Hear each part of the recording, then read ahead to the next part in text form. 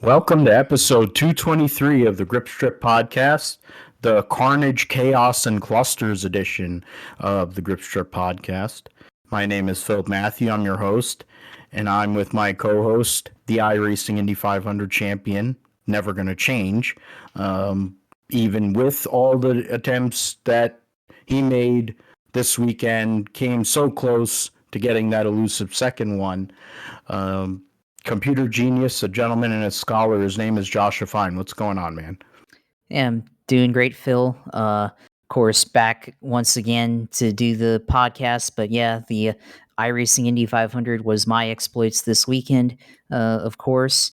And for me, it was a lot of a lot of heartbreak, I guess. But we'll get into it later. But yeah, at least I've already won it once, so there's no stress of trying to win it once. Now there's the stress of trying to win it a second and multiple times. But always fun to do that. But yeah, otherwise in the real world, a lot of carnage and argy bargy and different things like that. So yeah, ready to get into it.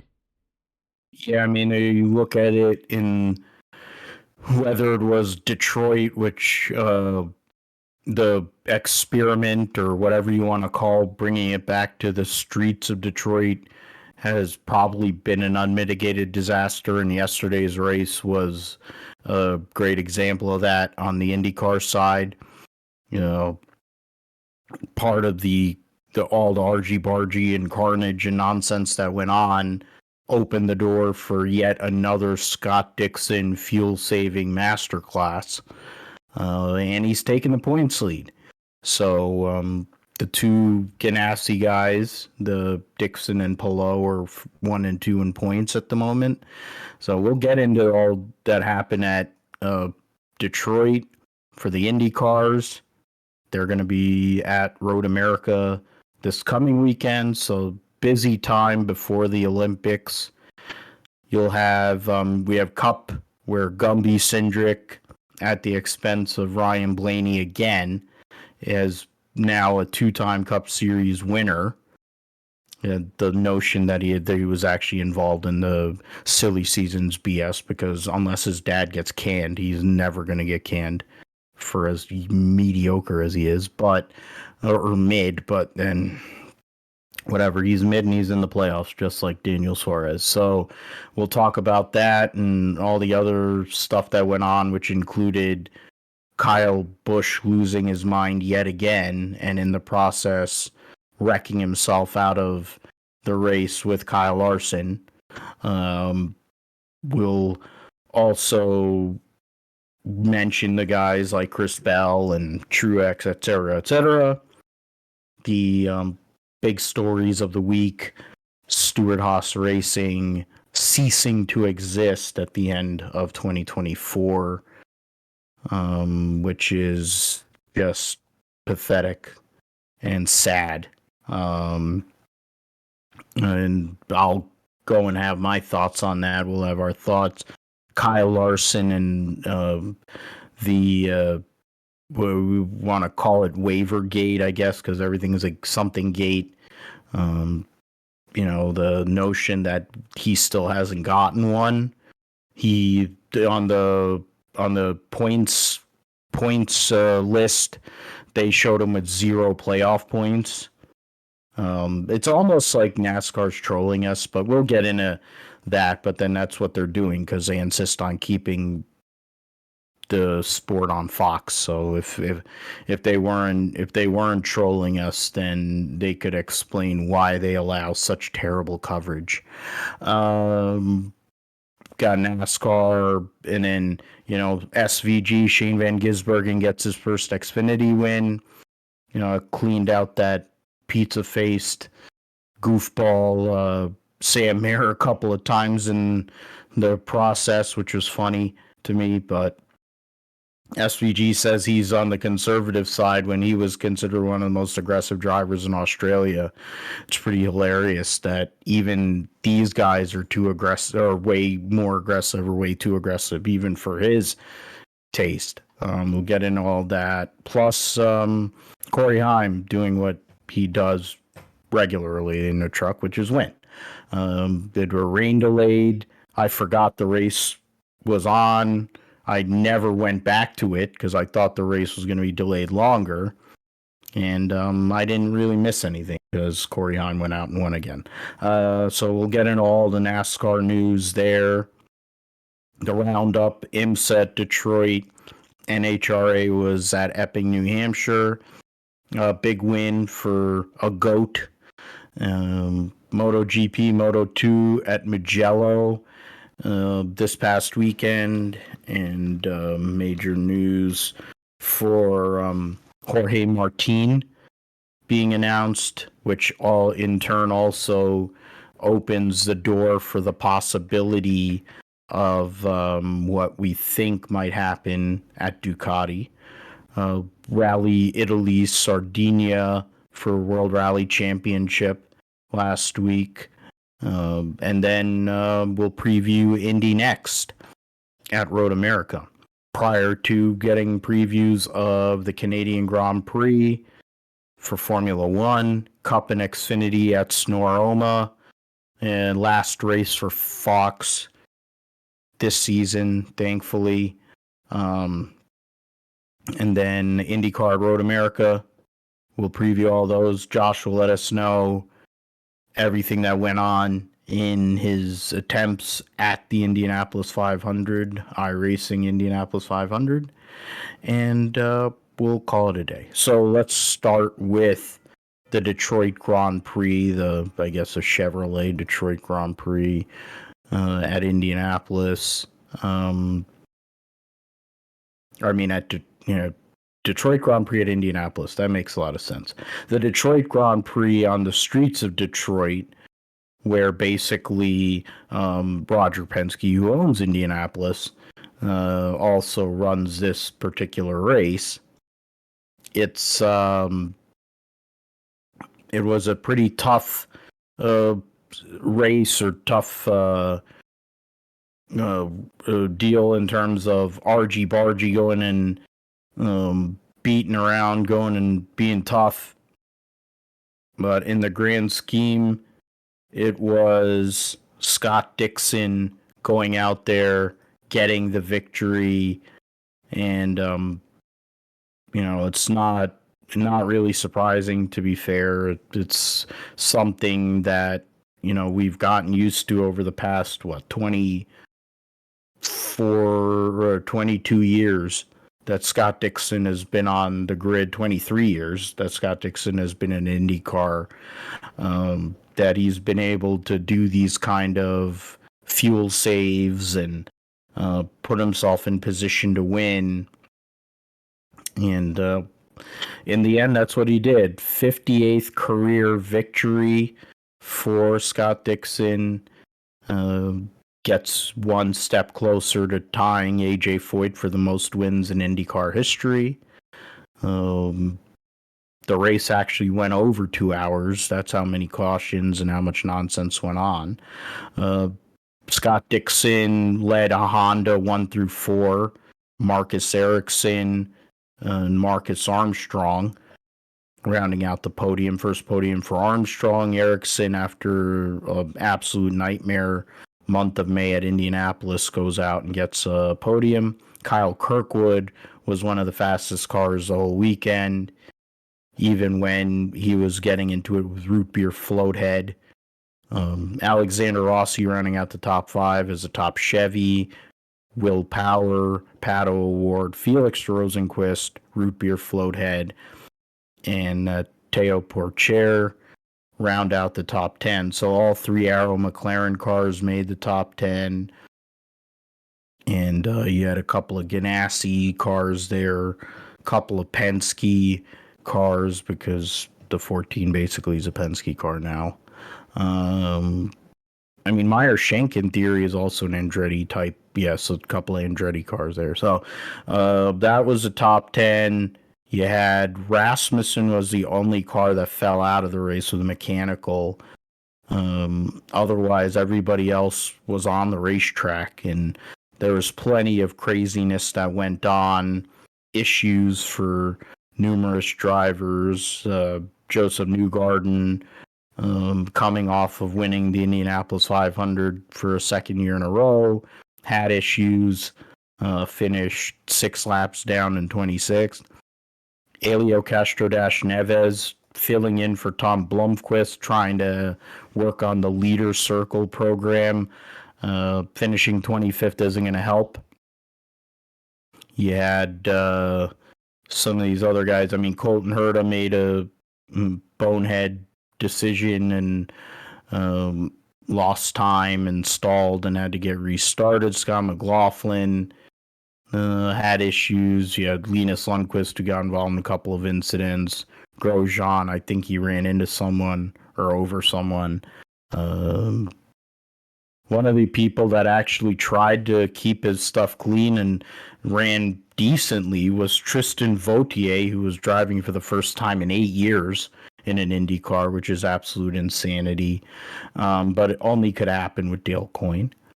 Alex Palou finishes 16th, loses the points lead. Yeah, I mean, you had all the Ray Hall, Letterman, Lanigan cars just outside of the top 10 there.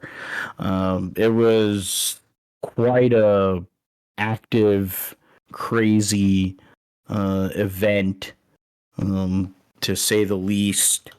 It probably isn't the best way to show IndyCar. When after one of the best Indianapolis 500s in recent memory, you go and put that on the racetrack. That's pretty weak, but hey, I mean, that's Penske for you. I mean, they're the same group that allows the fans of Argentina to basically make death threats to any driver who gets anywhere within 5,000 meters of Agustin Canapino. Even though Agustin Canapino isn't a god in IndyCar racing like he was in touring car racing over there. Yeah, so I mean that's that. I mean, in terms of I'm going for the box score for this race, yeah, so then I can get updated on the cautions. Yeah, there was 8 cautions in the first 73 laps. There's a big wreck going into turn 1 on the start. Then you had Kiffin Simpson and Elio Castro-Neves. The first of 2 2 incidents for Scott McLaughlin, Power and Rinus VK. Then Colton Herta and Tristan Vautier. Lundqvist, Armstrong, Christian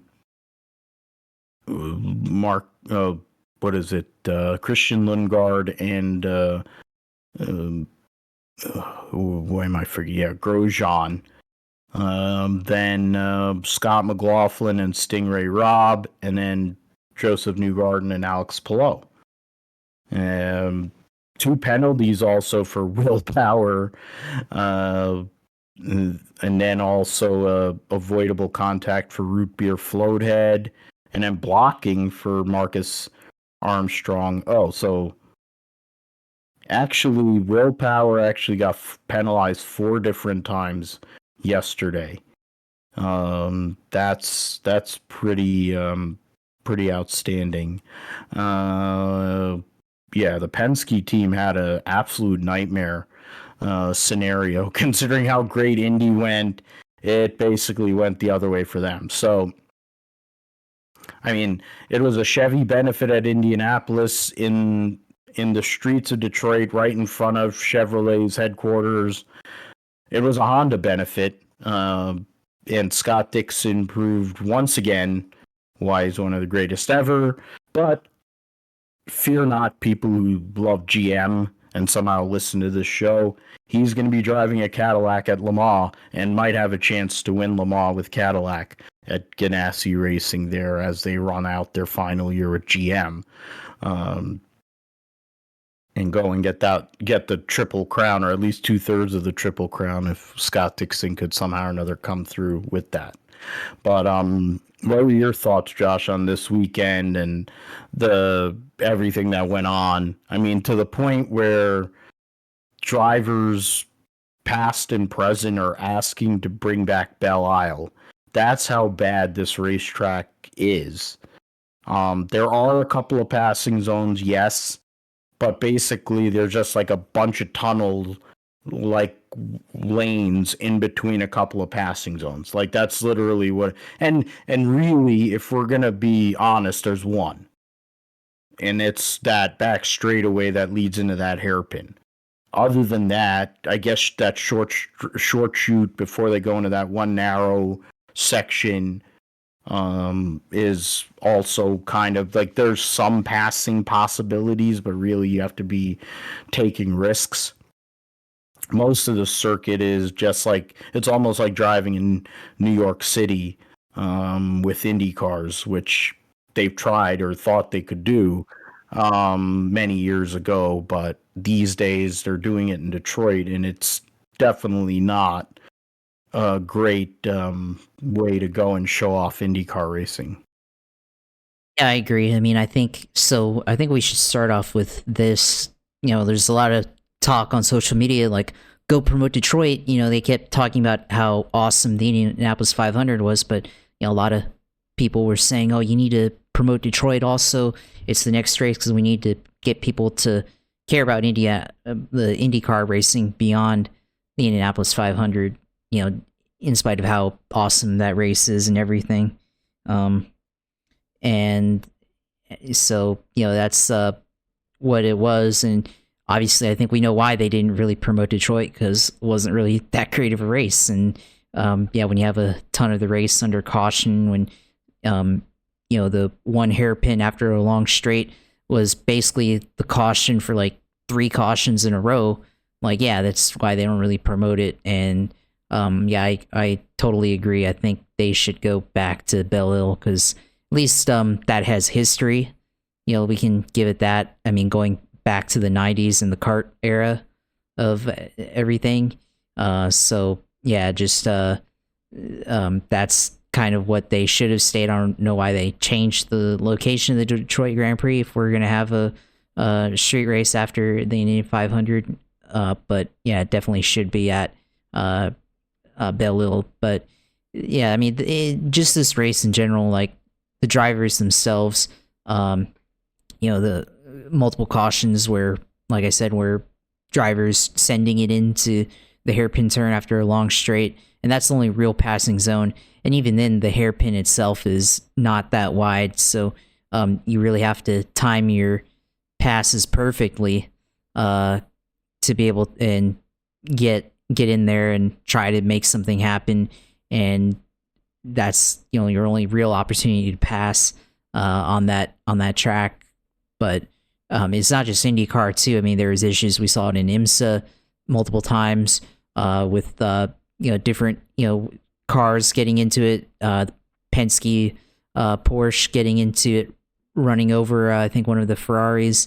Lexus, the one that Bozzi is a pit crew member for, getting into it with a Corvette. So not just IndyCar, but yeah, just the circuit itself is just bad, and there's no real other place to make an overtake and everything. So, and then of course you have other people talking about going back to Michigan International Speedway, and yeah, that, as much as we want that, that's probably never happening. So follow it up with an oval, or go back to a good road course or street course that has at least some history, not this, which obviously I think benefits Penske and Chevrolet there. But just a bad race. But I think it also, the IndyCar, the race control, especially how they handled the rain situation, the length of cautions, kind of made up for ridiculous race. The Colton Herta, of course, we talked about how talented he is. He could be an F1 talented, but he makes too many mental errors. And of course, we saw that with what he did, going from the lead, or being in the lead, to getting screwed over by the rain caution, and attempting to go put on wet tires, and then taking that out and trying to make a bonsai move into a corner that wasn't going to work and taking himself out of the race there. So it's just another mental error from Colton Herta. And of course, he didn't need that too, because how the Indianapolis 500 ended up going for him and getting a poor finish there. So definitely not the way that 2 races, not really how you want to go for him in this championship. So yeah, just a lot of argy-bargy going around overall. And you had Santino getting at it in practice, getting at it during the race with Elio Castroneves, and 2/3 of Andretti with Colton Herta and Kirkwood there. So and Grosjean also. So he got into it with everybody, but somehow ironically got a 9th place finish. So yeah, I mean, there's a lot I said of there, but yeah, I mean, as just if you want to know why we didn't want to talk about the Detroit Grand Prix, it's because, well, look what we saw. This is why we didn't want to promote it. That's IndyCar's answer there. And hopefully they come up with something better. Otherwise, this is just going to be the product if they keep returning to this track or the circuit year after year. Well, next year they'll have hybrids, so they'll have even more horsepower. So then when they run over each other, they can go and hit harder. Or it'll be even worse in terms of riding on the bumps. So then we might have electrical problems next year. But I mean, yeah, root beer float head and all the bull crap that he was doing, and the fact that Townsend Bell blows him like every time. Literally anything he does, he wants to gobble that fucking midget. I mean, for fuck's sake, man, the guy's a tool. He's been a tool his whole entire life. He's a freaking trust fund baby. He went and tried to basically kill his teammate in F2, which is Arjun Maini, and got fired by Haas. Haas fired him. Gene Haas, the guy who's an absolute nowhere zwill owner in anything that he seems to do that doesn't involve a freaking CNC machine, fired this dickhead. And then what did he get for that? He got an IndyCar ride from freaking Dale Coyne and then Ray Hall and et cetera, to where now he's driving for AJ Foyt, because AJ Foyt's like 180 years old and he just doesn't care anymore as long as they're competitive. And they haven't been competitive in so damn long that, okay, I'll go and work with Penske. I'll give them Michael Cannon's secrets for the oval, and then you can make us competitive on the road courses. If he keeps on running like this, he's going to be there, sadly. I just wish that he would get fired and Miles Rowe would get the ride, which just it would just drip in irony if that came off, because Miles Rowe is a talented driver, and then there ain't no DEI or going on with that if that were to happen, even if AJ Foyt would be confused by it since he's a good old boy from Texas, but he's not really, just like Richard Petty has nothing to do with the team for I don't know how many years. It's the same thing I think with AJ Foyt. Larry Foyt runs the team, and he runs the team the same way as he drove a race car, which is not very well. So, but somehow or another, they've been able to put over this Smurf and make him an attraction, because IndyCar's great PR team, that's the best they can do, is putting over a racist Smurf,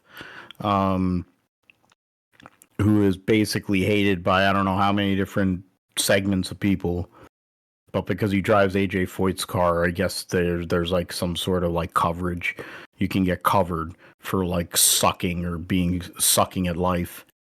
But yeah, I mean in terms of what the bigger storyline is, of course, Dixon getting a second win. Fuel mileage, of course, utilizing his just amazing ability to go and save fuel and hold on for a victory. It was tight, between him and Ericsson, though Ericsson was probably not going to pass him. He's so far behind in points, he was going to go and take that second place finish. Goes and takes the points lead over Alex Palou, which is, I think, the first time since they've been teammates that he has been able to do that.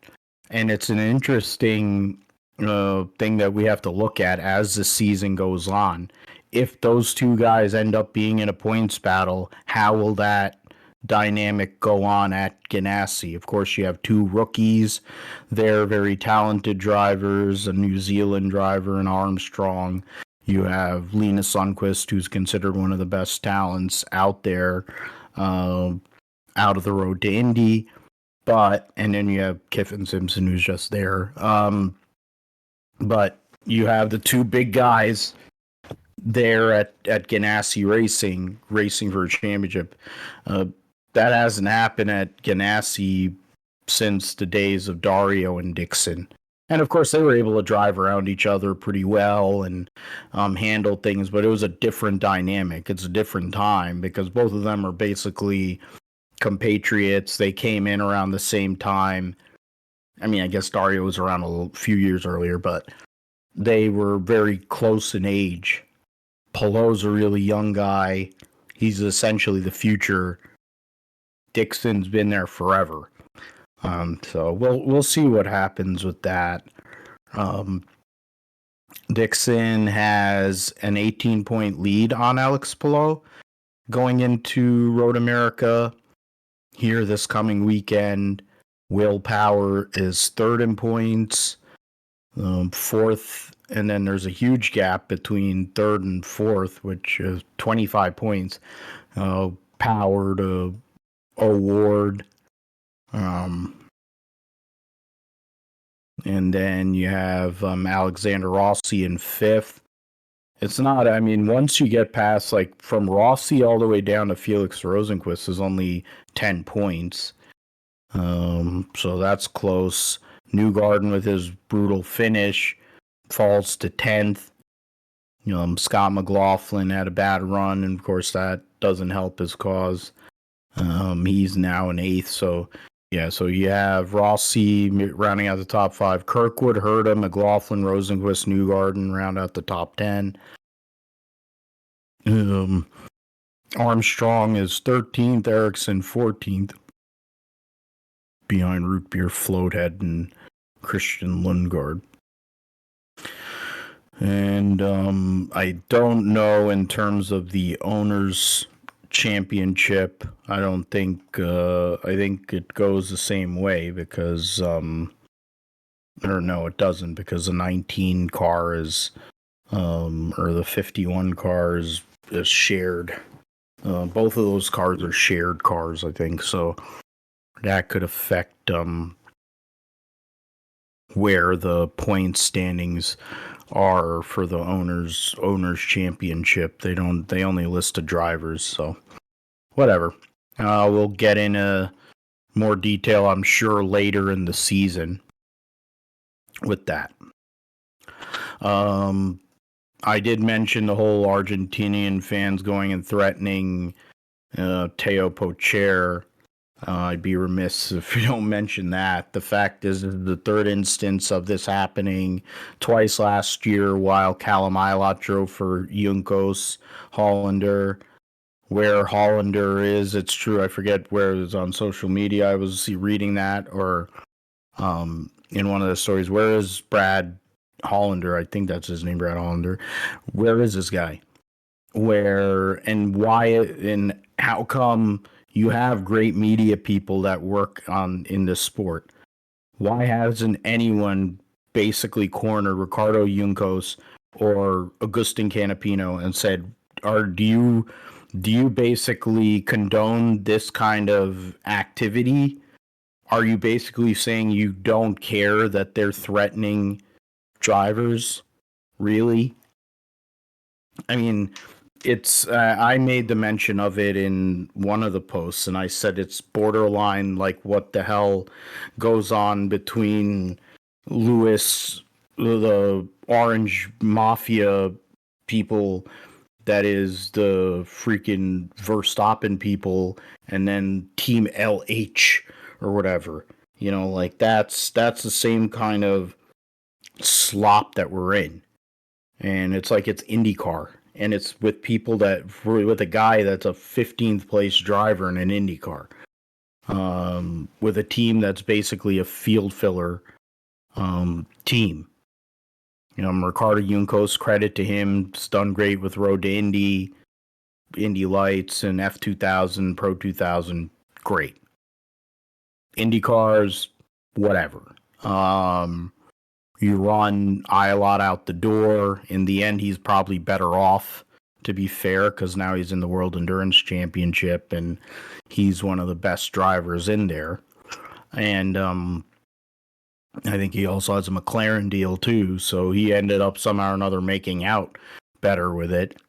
You know, you have Grosjean, who most people don't like.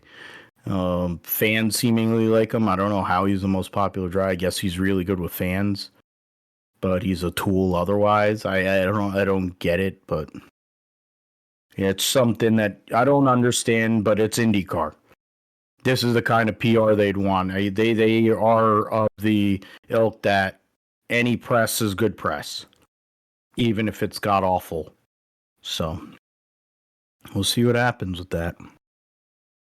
Now, speaking of press and speaking of negativity, Gumby Cindric was somebody who was getting a little bit of heat this year after what has been a couple of lean years in his Cup career, former Xfinity Series champion, and came to the Cup Series, won the Daytona 500 as a rookie in what was probably his like fourth or fifth start, and proceeded to be a one and done in the playoffs basically, but he won the Rookie of the Year because he won the Daytona 500, and then essentially has done nothing since in the two car, which when you consider the history of the two car with Krusty Wallace, with Kurt Busch, Brad Keselowski, Brad won a championship in that car and won 30-something races. Kurt Busch won a lot of races before he lost his mind. And Rusty's Rusty, you know, for how awful he is at announcing. He's a great race car driver. So Cindric has not held up his end of the bargain, but because his dad runs the organization, he's never going to get fired. He's basically a nice version of Stroll. But he can win. So I guess that's what it is. But in this case, this weekend at Gateway, he was one of the best cars. I actually picked him in my pick'em pool, where you get to pick one driver. You can only pick one driver, or you pick a driver. They can only pick him one time. And I picked Cindric because he was fast. He qualified up front. He had a fast race car in practice. You go and consider the way this car works and how hard it is to pass a Gateway. I figured he had a chance. I didn't think he was going to be in a position to be in a top 5 there late in the race, but he was.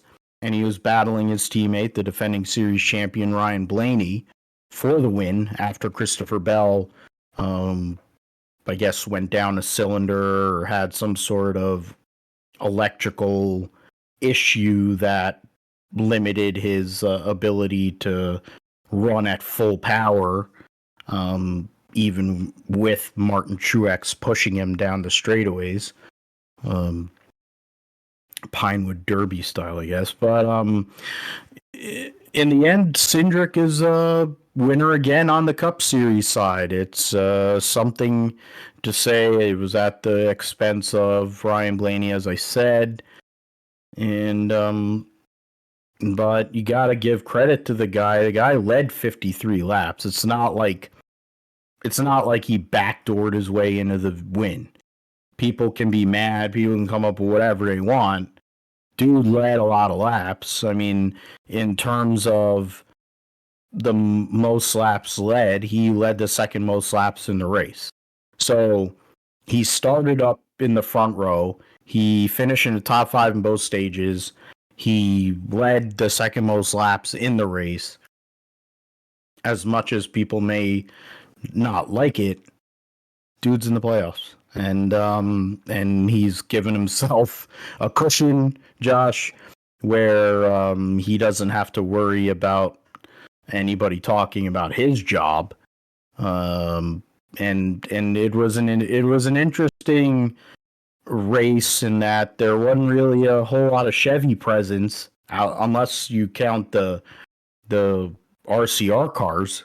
Somehow Austin Dillon showed up out of hibernation randomly for once out of 3 weeks a year that he seems to do it, and he did it at Gateway. Kyle Busch lost his mind on Kyle Larson and then wrecked himself out of the race. Toyotas were up there. All the Penske cars were up there. You had the likes of Carson Hocevar, who made his Cup Series debut there a year ago, and Justin Haley. Of course, granted, it's a Roush car, but, you know, taking the 51 from Rick Ware and running in the top 10 is pretty insane considering it's Rick Ware Racing. But Cindric, Hamlin, Keselowski, Reddick, Logano, your top 5. Dylan Bell, who was the dominant presence, won both stages. Probably was going to win the race before his engine issues. Was having a great battle with Ryan Blaney there late. Hocevar, Haley, and Kyle Larson. There were, 24 cars on the lead lap when Blaney was the last one on the lead lap. Michael McDowell started on the pole, led 40 laps, and then dropped anchor. It sounds just like what happened to Chase Briscoe a couple of years ago when he started on pole and cut a tire down and basically dropped anchor and needed a lot of help to get back up front, and never happened. So, there wasn't a whole lot. I mean, there a lot of the big names had issues. But in the grand scheme of things, Gumby's got another one, and he's in the playoffs, Josh. Yeah, this was definitely unexpected for Austin Cindric to come out and win a race. I don't think anybody really had him in contention to even be in the playoffs this year, but he hasn't, really done anything since he won the Daytona 500 and everything. And you can kind of pick him on a road course every now and then, but outside of that, and super speedway, but outside of that, it just hasn't shown up like he was in the Xfinity series with Penske. But now has a shot to go in the playoffs again after being in it in 2022. So I guess now the question is can he figure out a way to get past the round of 16 into the round of 12 and get further in there? But at least for him, he qualified second and was able to hang around in the top 10, top 5 all day, and then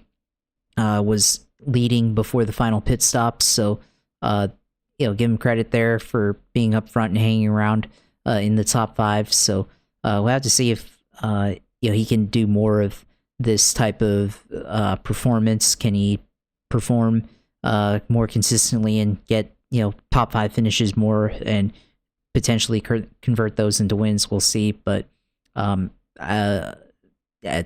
kind of going to shake things up, of course. I don't think there's going to be like how it was in 2022 when there was very small amount of drivers left that didn't have a win in terms of the room of drivers and points being able to point their way in versus wins. But it does, if we get to that scenario, it does add that layer of a storyline to that. So we'll have to see. But at least he gets the win there. The rest of it, though, I did like the battle between Chris Bell and I guess Cindric was in it too, but Chris Bell and Ryan Blaney. Chris Bell had a really fast car throughout the race, and then the pit strategy came into play on the last pit stop, and Cindric pitted. Well, Blaney pitted first, and then Cindric pitted, of course, and then Blaney was able to gap him there on the undercut, and then Bell was able to pass Cindric and make his way up to Blaney, and looked like we're kind of seeing kind of the vintage NASCAR battle to end a race there, with two drivers going at it for the win.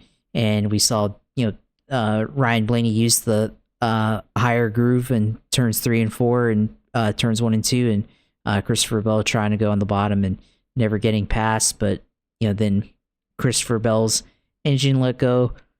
So that was very vintage of NASCAR, seeing how that played out, but then very unexpected to see Ryan Blaney run out of gas there. So a win for Ryan Blaney, still out of reach in 2024. So I think he'll qualify with playoffs, but I think we have to start questioning if he has, if he'll be fortunate enough to win a race and everything. And it kind of with Brad Keselowski going there, giving him kind of a consolation there after the race, it does kind of show, or at least kind of like empathy from Brad, because Brad was in that situation too after winning his first championship and then going winless and failing to qualify for the playoffs in 2013. So kind of similar deal, although I do think Blaney will qualify. It's just the matter of getting that elusive win that seems to be fading him this year.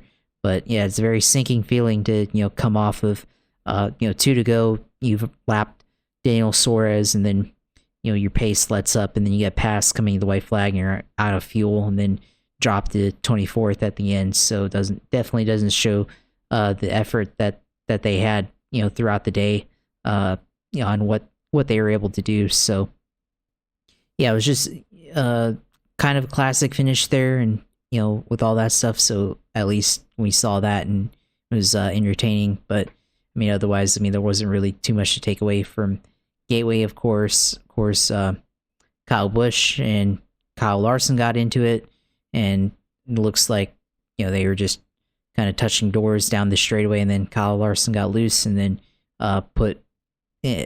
spun into Kyle Busch, and then broke a toe link for Kyle Busch, and he was out. So and then Kyle Larson was able to recover from that and get a top 10 finish out of that. So yeah, that was Gateway. At least we saw kind of an entertaining finish there, and fairly decent racing throughout the race, and with all the different strategies and different things like that. So yeah, at least now we only have, I guess, one more race left with Fox before we go on to NBC portion of the season. So we can finally wipe our hands clean after next week at Sonoma in terms of TV coverage.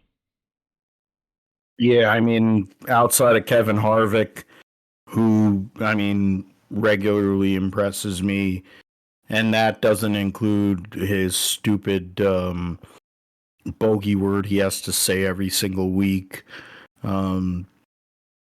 which is cheesy. I think I get it, it's a goof, whatever, but it's like when you're going and having to come up with like words to go and insert into a broadcast, tells you how bad that things are. But Kevin Harvick has been a really good announcer and analyst, and I think he's given Mike Joy life, in a sense that Mike Joy seems to have a lot more energy this year, and he doesn't seem to have the senility as he's had in previous years.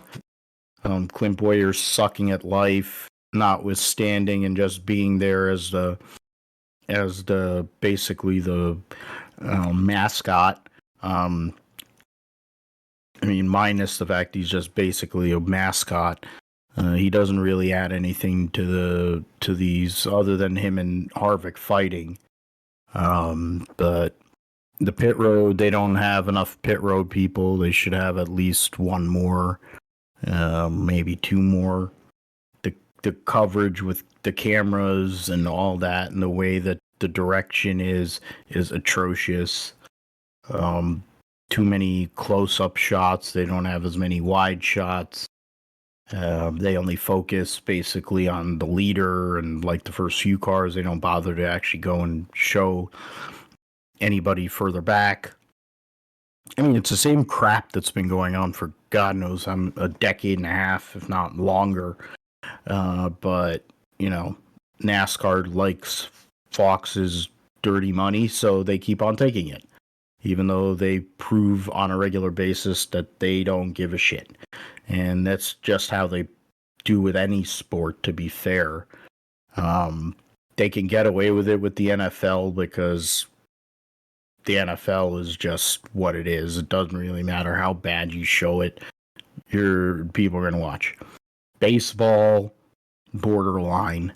But, you know, they have the World Series somehow, and they have the Daytona 500, which sucks, but, you know, whatever. Let's move forward. Yeah, so left unhappy. I mean, we talked about Fox, but the other news, there's two other things. I mean, we could talk about Larson. You brought him up, Josh, in regards to wrecking with Kyle Busch, but he still hasn't gotten a waiver. They're messing with us, I think, now, with it being a storyline. The notion is this, in just my opinion. Obviously, it's why we have this deal. The guy won a race. Isn't the point if you've won a race, you're locked into the playoffs? Like, you're going to tell me he was locked into the playoffs, but he drove the Indianapolis 500 and brought more eyes and more attention to the Coca-Cola 600 and NASCAR by doing that than he would have if he had just decided to go and fly to Charlotte and run the 600 and do his regular job. Or, I mean, let's get something straight. I used to be a Larson guy when he drove for Ganassi and whatever.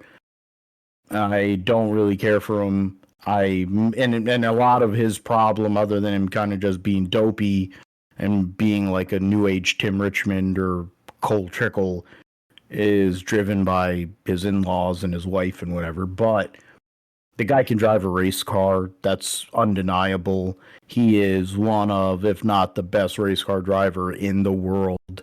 Yes, that is true. He can drive basically anything and drive it up to the front. You're going to go and play this along like he doesn't deserve a waiver. The reality is you're marketing off of the effing guy. You're selling merch on your website promoting this freaking guy.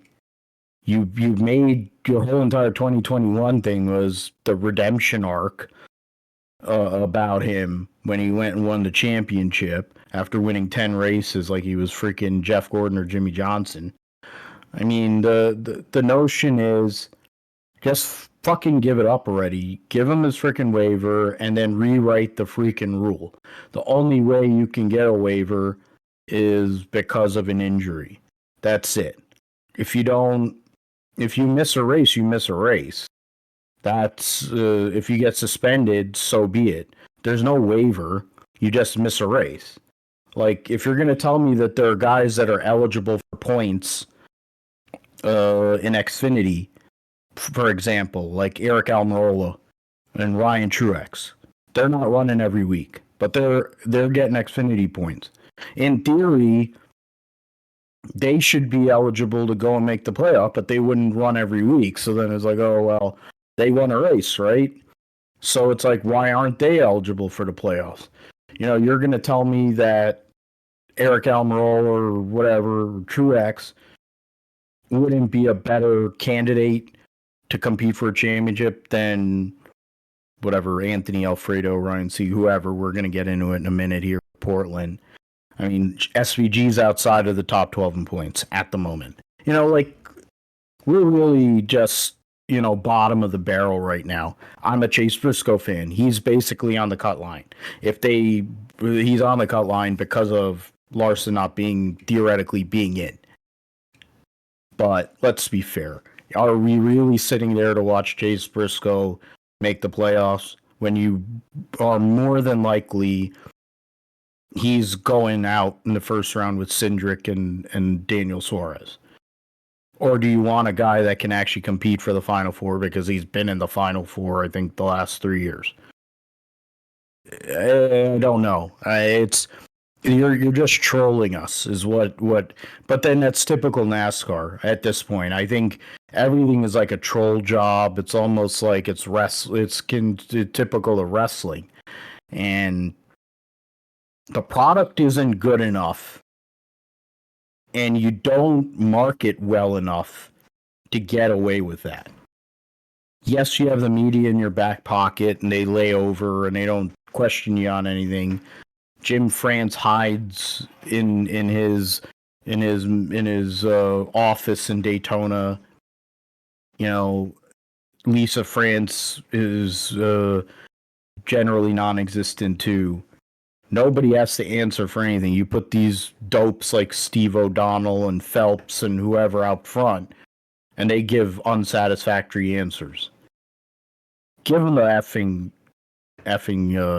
waiver. Let's get this over with. And even if you didn't want to give him a waiver, he won a race already. He missed the freaking Coca-Cola 600, and he was still third in points. That tells you how good the freaking guy has been all season. He missed a race, and he's still third in points. That's more of a goof on all these other teams that he could take a freaking week off, in theory, and still be in the mix. That's a problem. That's a bigger problem for everybody else in the sport. It shouldn't be, Kyle Larson decided to choose to run the Indy 500. We're going to penalize him. Oh, you're going to penalize Fat Felon? Really? That's what you're going to do?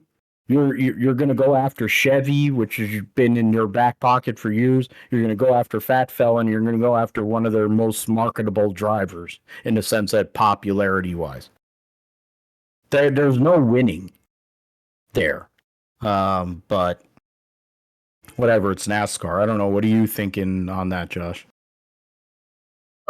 I mean, the only thing I guess that you can consider with Larson and the waiver is the fact that up until the day of the Indianapolis 500, I believe the sentiment from Hendrick was we're going to make or the Coke 600 remains the priority, or at least up until the weekend of, once Friday came, we'll say up until Carb Day, it seemed like the priority was, the priority is the Coca-Cola 600 still, and then at some point I guess that changed and they decided to stay for the Indianapolis 500, and that's knowing that the weather was coming and everything. So for Hendrick and for Larson, obviously, and we talked about it last week, that this is a lot of effort went into it, and they obviously have been talking about this for a year now.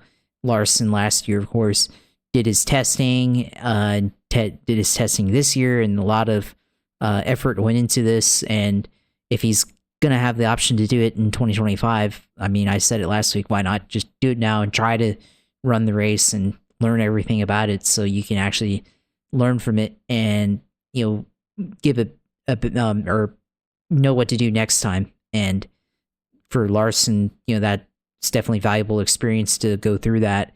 And try to win one of the biggest races in the world, which obviously he wasn't able to, but still was in the mix for a good part of it, which shows how good of a talent he is, and being able to adapt to a different type of race car very quickly. So that's for NASCAR. I mean, that's really the only thing you can ding him with is the priority, the commitment of priority there. But otherwise, I mean, they up until the day of the 500, I mean, they were marketing Larson and cross promoting with IndyCar across social media up until the day of. So I mean, there's a lot of PR, a lot of marketing that went into this, and what a waste it would have been if they just completely abandoned it to go stay and focus, on the priorities. So, that was obviously a factor in it as well. So,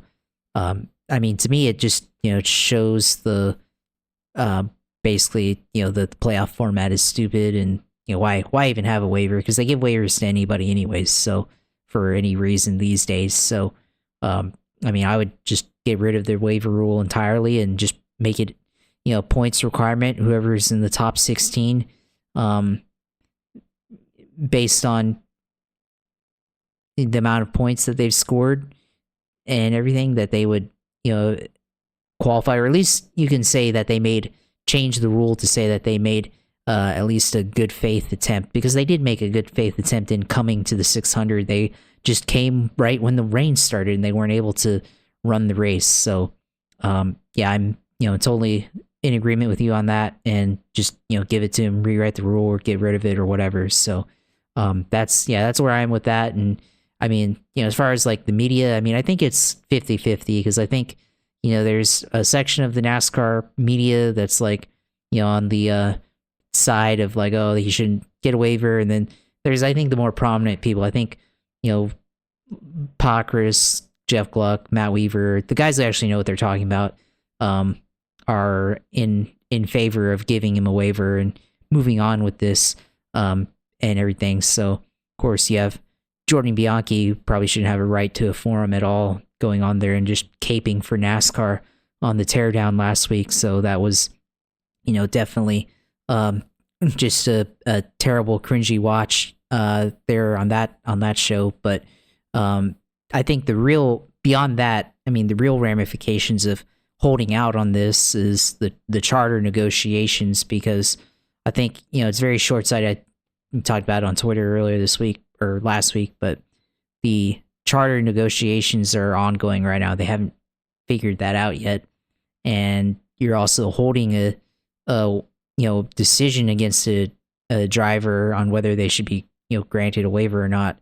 And the further you go on with that, I think it also kind of messes with the charter agreements, because now you might piss off Hendrick and they might want to say like, well, okay, now we want these stipulations because you guys aren't giving us the waiver. We want these requirements or whatever to prevent this from happening again. And then it's going to stall. It could cause the waiver negotiations to stall, or the charter negotiations to stall, and be able to get everybody in agreement with that. So that's the other aspect of this that this could affect if they continue to hold out on making a decision or dragging it out further than it needs to be. So and then it's going to change. I mean, he's going to compete for a championship regardless. Championship for the drivers, or it's going to shake up the drivers' standings again, like it did last year in 2022 when you had injuries and stuff taking place, and it kind of led to the Final Four with one car. In 2022, the 5 was eligible for the Owners' Championship, but the 9 was eligible for the Drivers' Championship. So you had 5 cars competing for a championship in 2022, and could end up being in a situation where we see Larson winning the Owners' Championship and possibly another driver winning the Drivers' Championship. So it could make for if they hold out on this and they don't grant it to him, it's going to make for an awkward celebration at the end of the year and everything. So I think I hope that they would do it and they come to their senses, but the further this goes on, it's gonna become a distraction. Yeah, it's really like once upon a time Al Michaels said, a totally farcical call, lest anyone think that it's a legitimate call.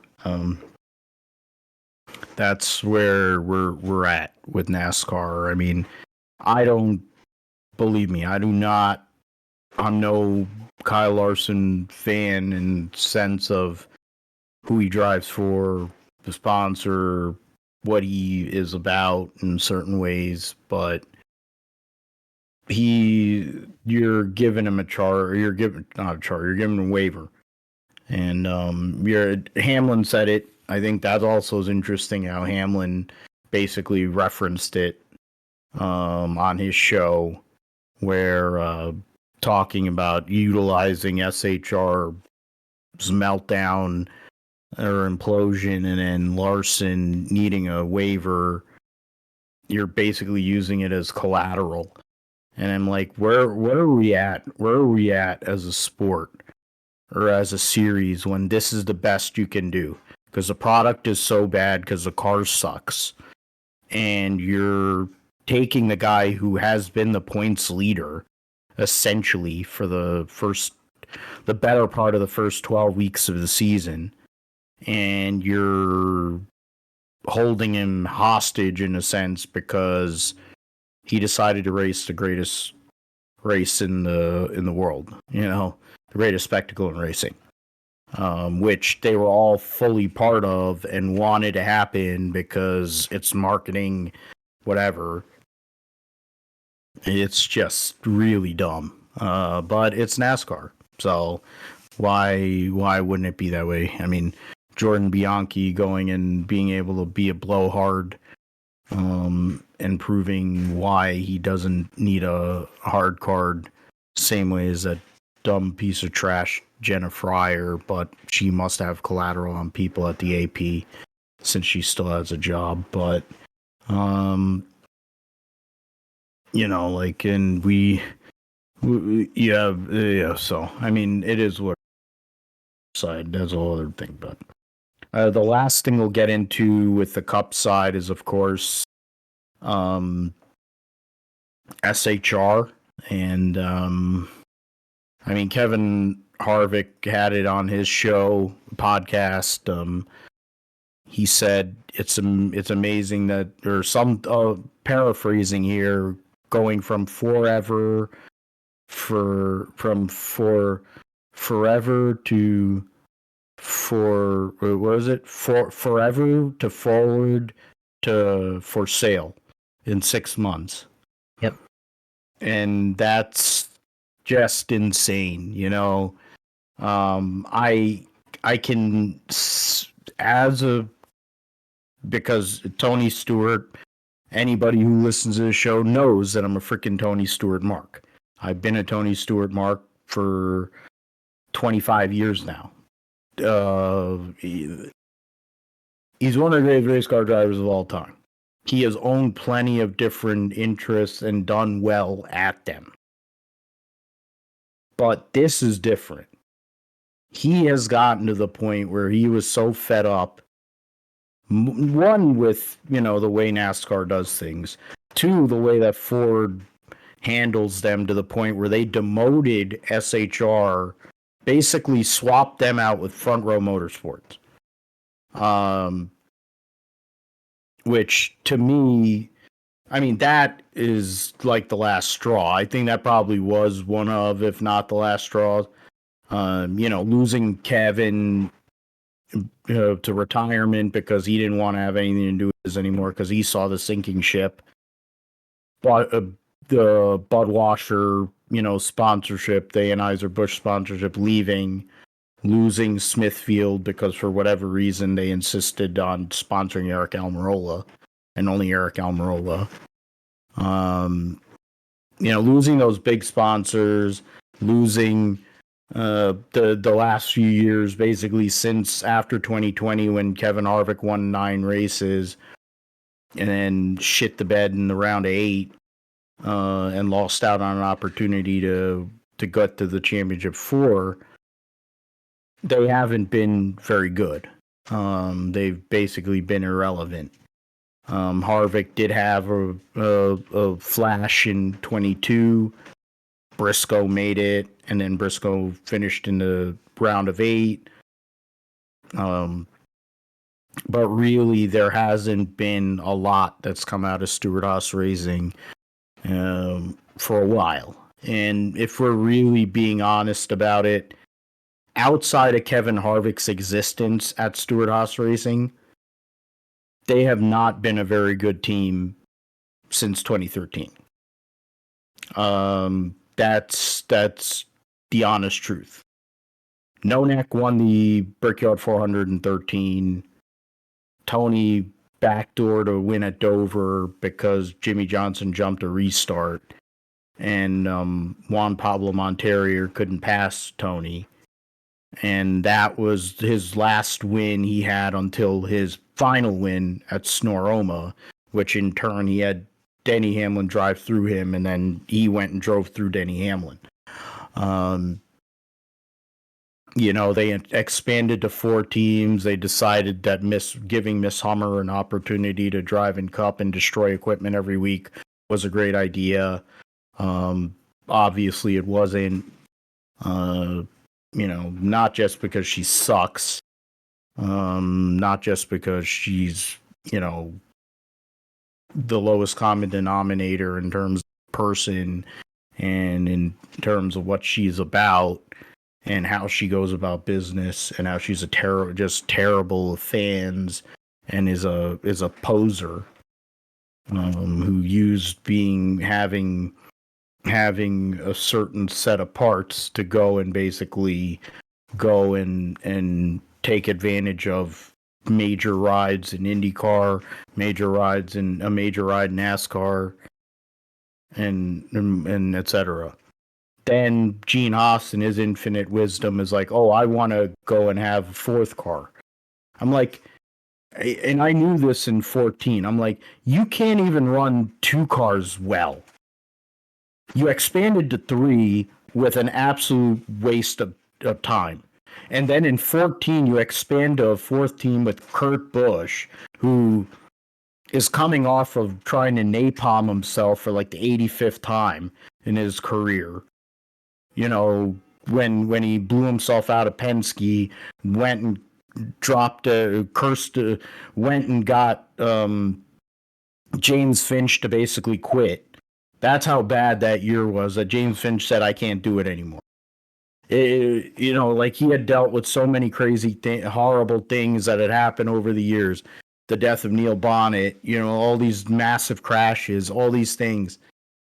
It took Kurt Busch and having Kurt Busch for him to quit. It took, Nick Harrison changed his name because he didn't want to be known as Nick Harrison anymore because he was connected to Kurt Busch. Like, come on, man. Like, that's who you hire.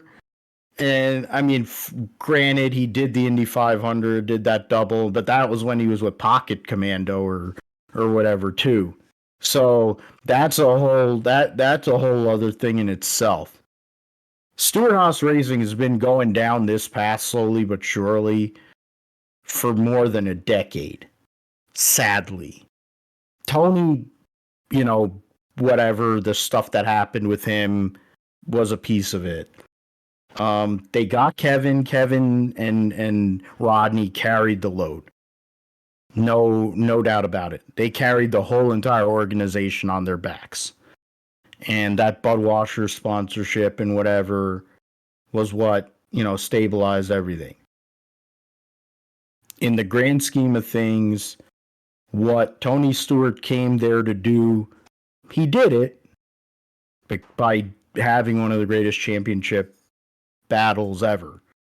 He made his NASCAR career, and when it comes to the record books and what everybody thinks about when it goes to Tony Stewart in a positive way, since there's plenty of people who want to look at it the other way, that 10 race clip in 2011 is one of the best performances in the history of motorsports.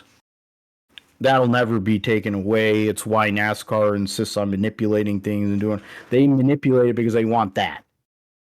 That's how good it was. He went and did what he told Gene Haas he would do. He brought sponsorship, he brought great people, and he brought a championship. In 2012, they were still a factor, even though Addington really wasn't the right fit. They were still a factor. The Gen 6 car was the beginning of the end for them. And, it now we're at this point, they're a tier 2 Ford organization, which basically means you're nowhere. There's nowhere to go. You ran 3 cars with the same freaking sponsor, like it was JD Stacy back in the 80s. You have Chase Briscoe, who's a Ford development driver for how many years, and is basically a Tony Stewart fan, driving Tony Stewart's car. He has Mahindra Tractors as a sponsor, and is one of the better sponsors in the sport. They actually support him. They're on social media. They care. And his sponsors are loyal. You have High Point from New Jersey. So he has good sponsors. They don't run every week, of course, but the vast majority of their schedule is covered by those two. Preece, they gave him an opportunity largely because Kevin manages him, and they know that Ryan Preece is a really talented race car driver. The Northeast bias obviously exists in NASCAR. They don't want to race here all that much, but then also they don't give Northeast drivers opportunities. See Ryan Truex too, but Ryan Preece is driven modified. He can drive anything. He's a really good race car driver, even with his very meh statistics in the Cup Series. He jumped into that Xfinity car for Joe Gibbs. That's the reason why, and he has a Cup career, really, in a lot of ways. Gagson is a popular guy, a lot like Root Beer Floathead is. So he has shown signs of why people look at him as a very talented driver. He does have talent, yes. He's an absolute D-bag, but he does have talent.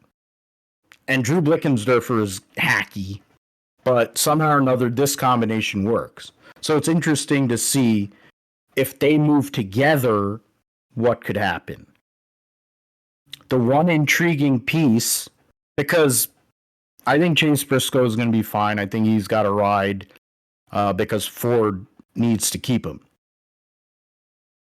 Preece is going back to mods more than likely. He'll go and run limited Xfinity races or whatever. He'll be fine. Ryan Preece, I think, is perfectly fine going back home and running mods for the rest of his career. Nobody's really going to say anything because in the end, he says, I at least gave it a shot. It didn't go great, but I'm still a champion, and it's not the NASCAR Cup Hall of Fame. It's a NASCAR Hall of Fame. He could still be a NASCAR Hall of Famer. Even with basically going nowhere in a Cup car. The one intriguing piece to me is Josh Berry and Rodney Childers. And to be fair, just that Ford team. Josh Berry is a really damn good race car driver, one of the best grassroots racers that we have seen in the last 20 years. Basically did it from nothing. Dale Jr. and him became close. Dale Jr. basically was his benefactor, and Josh Berry paid him back. In turn, Josh Berry worked his way from the Cars Tour to an Xfinity car, won in the Xfinity Series with no money, was driving trucks, Cup, etc., drove the Hendrick, he drove the 9 car last year and was running up front and almost won at Richmond. The guy can drive a fucking race car. He just has no money. So it's like, and you have Rodney Childers, who's one of the best people, period, in this sport. One of Dale Jr.'s best friends, of course, too, but, one of the best people, period. Could you imagine if they go to the 34 car where they already have sponsorship, like Love's Travel, Centers, and all that? Because I don't think McDowell can just hook all those people and go to Spire. Number one. Number two, it's Spire. They pull sponsors out of their ass. So I'm sure that McDowell wouldn't have a problem getting people the Jesus stuff and whatever that they can put on his car, and he can go and be a preacher and all that bull crap. While he drives up front, he does the Ryan Newman routine where he qualifies up front and then drops anchor. You put Josh Berry in the 34 car with Todd Gillen, and who knows who that third car will be. Any number of people could be in that third charter, but put Berry there with the Penske support, with Rodney Childers and all that. That is a deadly combination, honestly. It's disappointing. It's sad that we have seen a great organization implode. But over the years in the history of motorsports, there have been great teams that have basically ceased to exist. Lotus being one of them in Formula One. You look at in IndyCar racing, it was more to do with health and health of the owners and sponsorship. Newman Haas, great organization, great race team, legendary drivers. You know, there's been great teams that have gone away. This one is pretty bad, personally, because of, you know, one of the two people being one of my favorite drivers and one of my heroes in a sense in terms of motorsports. But it was a matter of time. And Gene Haas has always been a half in the bag kind of guy, literally and figuratively. He runs his Formula One team the same way. It's why his Formula One team sucks. He ran a NASCAR effort for God knows how many years, and they stunk. Couldn't pay taxes, so he went to jail. Tony gets in on for pennies on the dollar, and then makes the team an actual legitimate team. Once he got hurt in the sprint car and the whole Ward deal happened, that he was done. That started the beginning of the end for him as a NASCAR. And, you know, things happened going and getting with Penny, and, you know, Ford going and making the deal with Ford, thinking Ford was going to actually support him, when in the end they basically are not serious outside of Penske. And then you go and see as the years have gone on, it's gotten progressively worse. You know, what do you think is going to happen there? And they talk about the business model, and it's like, what are they getting? How much money are they getting from charters? You're telling me, right? I mean, per charters at 30 million, right? I mean, it could. That's the number. That's what Brad said is the number. But you're telling me Bob Jenkins is just sitting on 30 mil to go and buy one of those charters? I could see that with Trackhouse. I could see that with Trackhouse, and I can see that with 2311. I can definitely see that with both of those.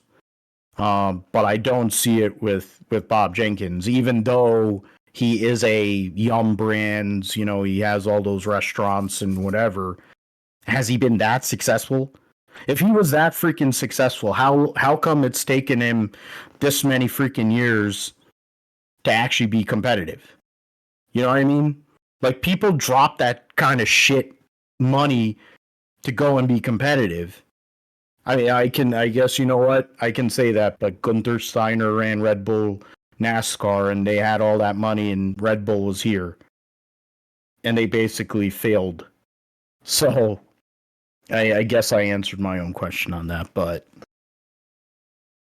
what were your thoughts when you heard what I guess we all knew was the beginning of the end of SHR?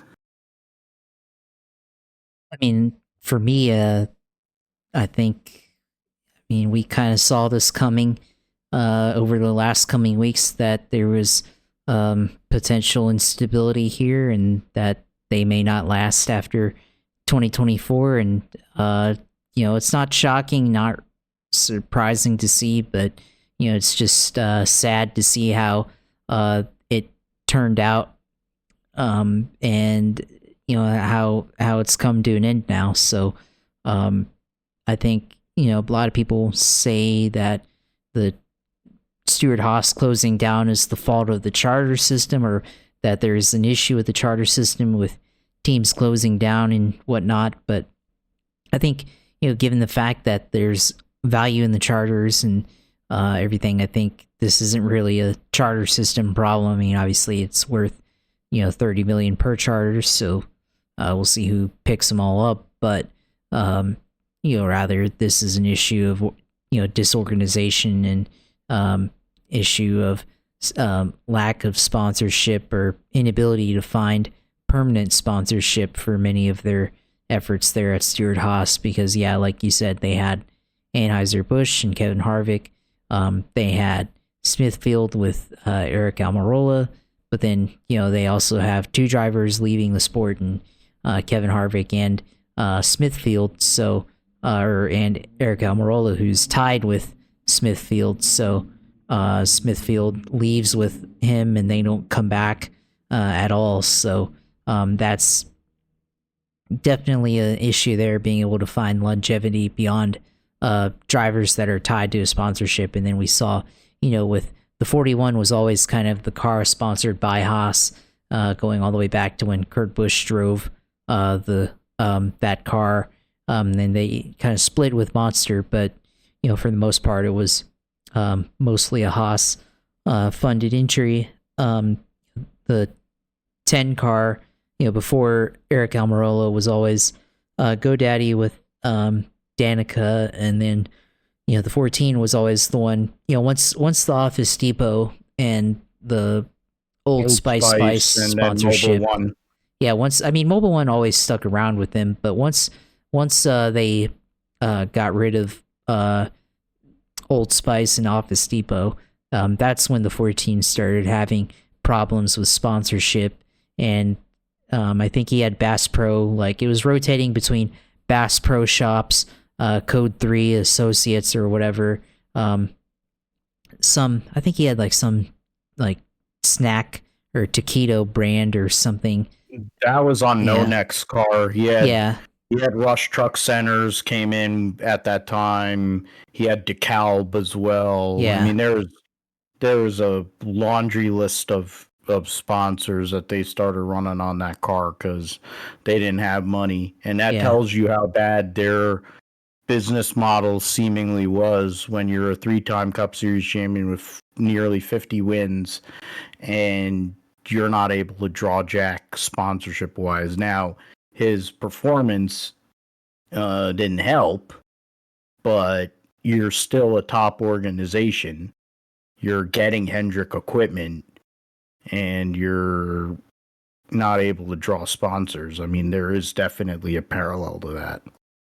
Yeah, of course. And, I think even after Tony left, I think they at some point, like Clint Boyer was driving and they had the Rush Truck Centers on there, but then they also had races where they were sponsored by Haas. So Haas is also funding 2 cars, and they've done it, I think, even a few times this year or in the past where Haas was sponsoring 2 cars for the team. So yeah, they definitely had issues attracting sponsorship long term. And then just the issues there. And then I think also, we've kind of hinted at it for a while, but I think also the lack of interest from Gene Haas. And I think I'm not faulting Tony here, but I think because of how things have panned out in NASCAR, I think Tony has become disinterested over the last few years, and especially when they had the comments about the fine and the cheating that they had after being disqualified last year.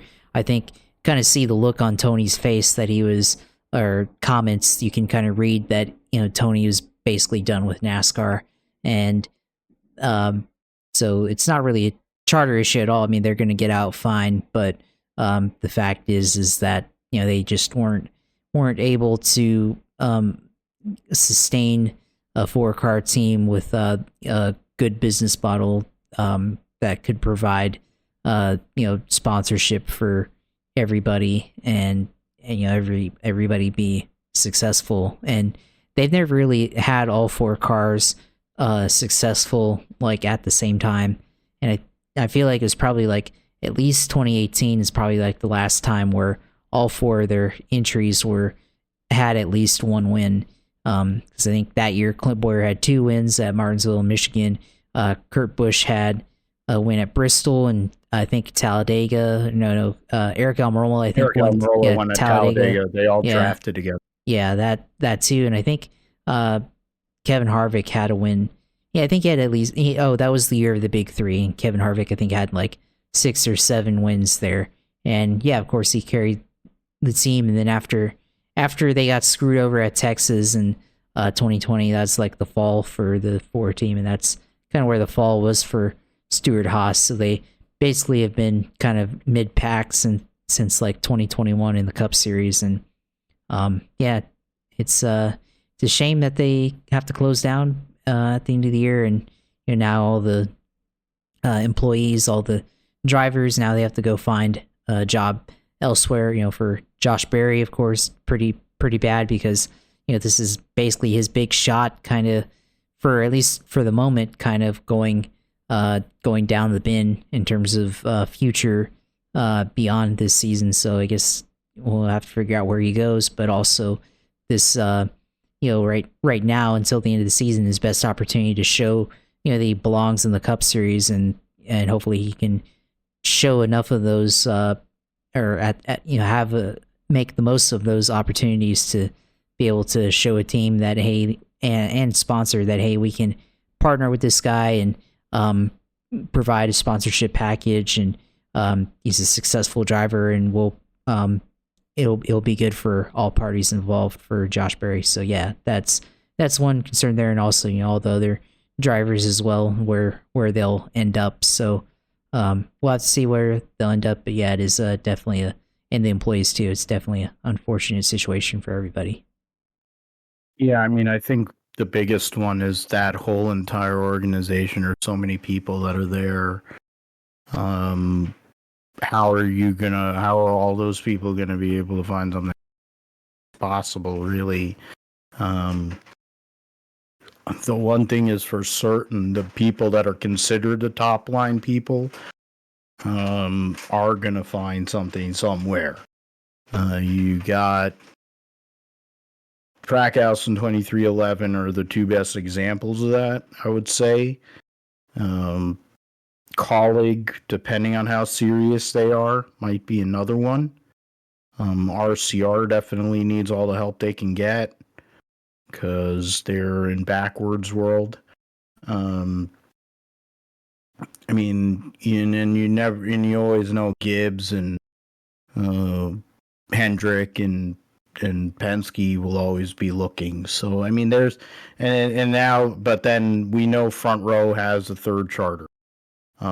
We know Front Row has 2 open seats. So they're definitely someone that I would look at, because they're a Ford effort. You have a lot I think there's a lot there. I also would look at the Wood brothers with the 21 car, since Harrison Burton's dead last in points basically dead last in points, I think, of all the regulars, and has generally been terrible. For as much as I can goof on Gumby Cindric, Harrison Burton has been completely useless in a Cup car. Sans, I think, maybe 2 races. So I get the Wood brothers aren't like an amazing team the way that they used to be, but Blaney was driving for them and at least was able to make the playoffs. But then I guess that's the difference. Blaney is a championship level driver, and Harrison Burton is just there because Dan Doyle has a lot of money. So I mean, it is what we see as we go on. Speaking of Trackhouse, Shane Van Gisbergen went out there at Portland and got the win, got his first career Xfinity win, made the pass 4 laps to go on Justin Allgaier, who dominated the race, and got himself locked into the playoffs. He was the only driver that pitted prior to a stage end, I think, and had a live pit stop, essentially, and was able to stay on the lead lap, gave away stage points there and playoff point, but he ended up getting the 5 playoff points in the end. SVG getting the victory over Justin Allgaier, Sammy Smith, AJ Allmendinger had to start tailback. And Ed Jones, the former IndyCar driver, who knows, maybe he'll be in the 51 car here as the next few weeks go on in IndyCar. Cole Custer, defending race winner. Josh Williams, which you picked as the wild card, Josh, and you must have known something, because somehow or another Josh Williams finished 7th on a road course. I don't think he's run that well on a road course since he was in an ARCA car. And it's ARCA, so you know that there's like maybe 4 cars that are good. All the Colleague cars, which, I mean, I guess it isn't that surprising that the Colleague cars ran well, but Kligerman, Parker Retzlaff, who they've announced that Parker Retzlaff's going to make his Cup debut here in the next few weeks. And then Riley Herbst, who led the second most laps on the day, too. That's something. Bobby Hill, Balicki driving for Gibbs, and Sheldon Creed, who led a couple of laps there just outside of the top 10. David Green's son, Austin Green, driving for Doug Peterson, and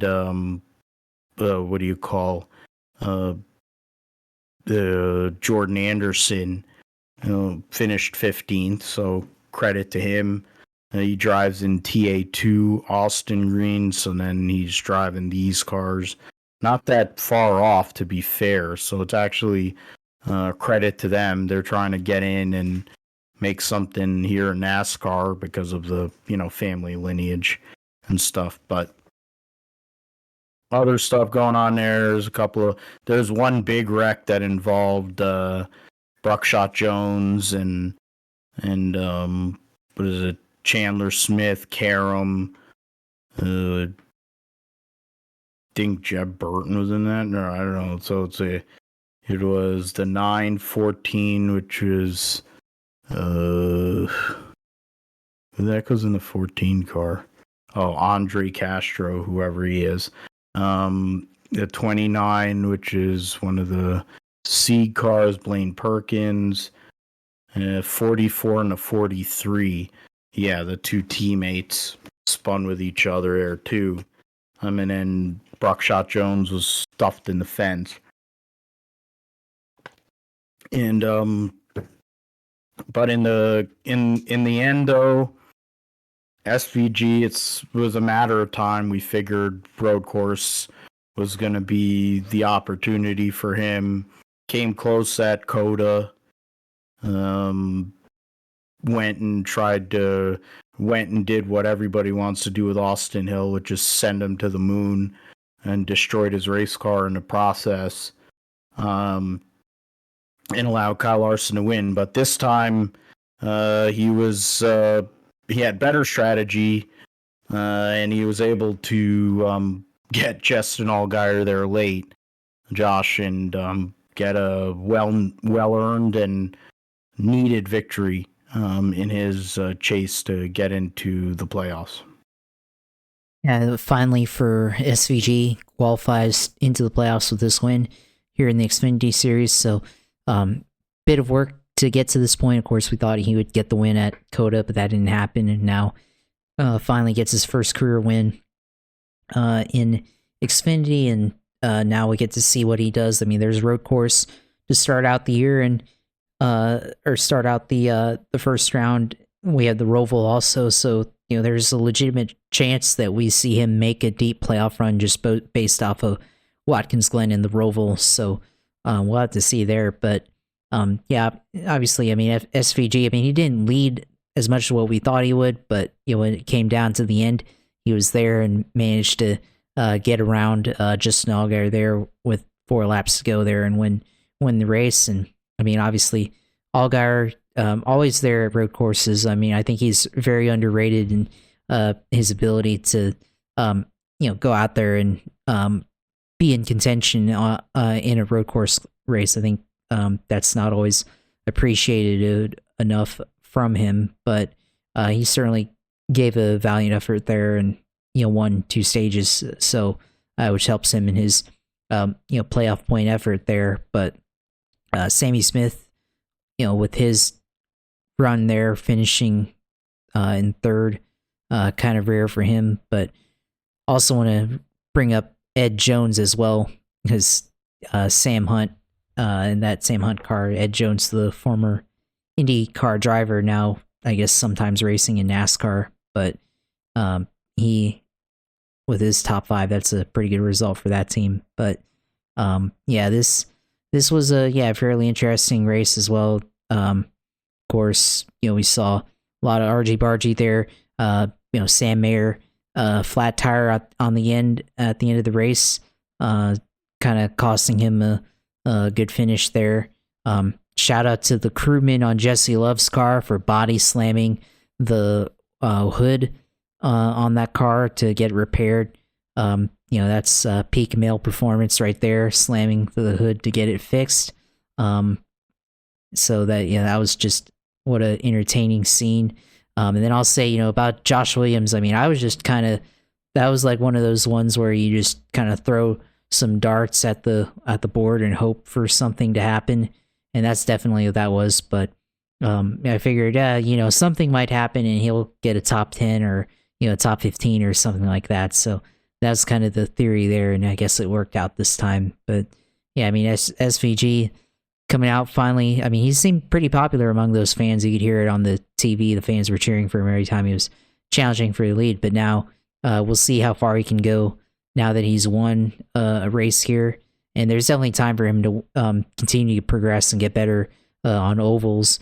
Kind of fallen off a little bit after kind of his start to the year that he had, but now is possibly a threat to go out and win, or I'm not gonna say win the championship, but certainly to make a possible deep run here in the Xfinity Series playoffs later in the year. Yeah, and when we talk about those charters for Stewart Haas, they're looking for another one because, they already have Zane Smith on. They were talking about it on NASCAR radio, where they have 5 drivers right now under contract, and they have 4 spots. Now, Connor Zolich is not ready for Cup, but they have Zane Smith, who is in Cup, having a horrible year. And you have SVG, who's not looking to sit in an Xfinity car for multiple years like Marcus Ambrose was willing to do, moving up the ladder slowly but surely, first with the trucks, then with Xfinity, and then he got up to Cup. So we'll see how that all works out. Didn't do the points for the Cup Series. But I'll go and do the Xfinity points instead. The Xfinity, Cole Custer leads overall, 18 points ahead of Hank Hill. Chandler Smith tied with him after his issues. Justin Allgaier has a playoff. He has 10 stage wins this year. So right now it's a 4-driver battle for the regular season championship, 23 points separating those 4 drivers. Jesse Love's in his own world, essentially. Then you have AJ Allmendinger, Sheldon Creed, Parker Kligerman, Sammy Smith, Ryan Sieg, and Sam Mayer. So those are the top 12. SVG is 14th in points. Now, Sammy Smith actually is the cutoff at plus 20 over Ryan Sieg. And then 23, Brandon Jones is minus 23, Anthony Alfredo minus 32, and that's essentially it there. So yeah, I mean, the points battle, you have 7 winners so far. I would assume, even though there's been a lack of performance from the Kaulig cars, I do believe that AJ Allmendinger is going to get a win at some point. Herbst has shown that he can win, but I wouldn't think he would win before Custer. Creed has done everything but win in an Xfinity car. So there are guys. Those guys are all very capable. So it could get really tight there as we get towards the end of the regular season.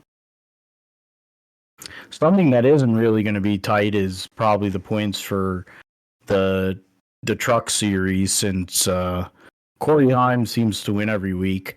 He led the most laps, even though he didn't win the stages. He finished 5th in both stages. Ty Majeski won both stages. Corey Heim started 9th. Didn't go and win stages, but he won the stage that mattered most, which was the last one.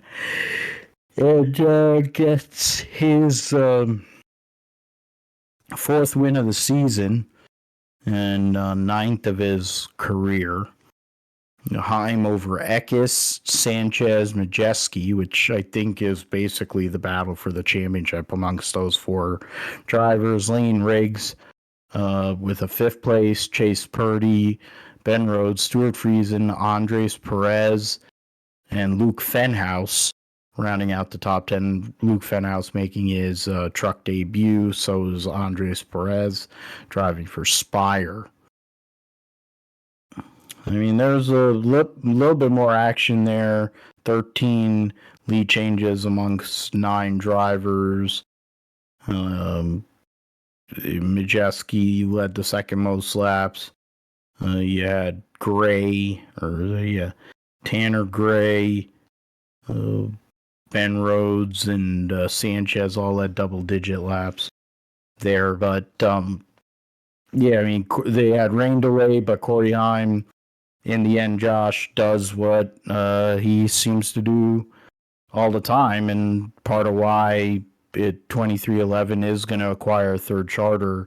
He's the favorite to be driving that race car next year.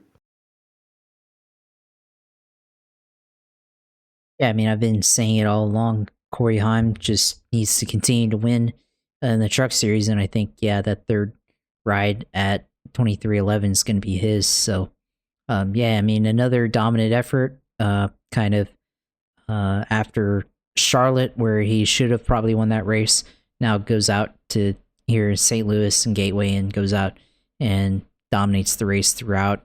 Didn't win 2 stages though, but still ended up winning the overall race there. So that's ultimately what matters, I think. But he comes out and gets another victory here. So there's no real contender outside of him and Christian Eckes, and I mean, I think you can throw in Nick Sanchez there as well. But even though he won last week at Charlotte, I'm just not sure how good he is compared to those two. So, Eckes and Corey Heim are kind of the 2 drivers to watch here in this series, and I think Majeski, you can throw him into that argument as well. I mean, because he didn't lead laps in this race; he led 43 laps, so the second most amount of laps led in this race. But yeah, I mean, I think, this race, especially with how Gateway drives, with it very dependent on clean air, not really surprising that, the 4 best cars, right, or trucks in this series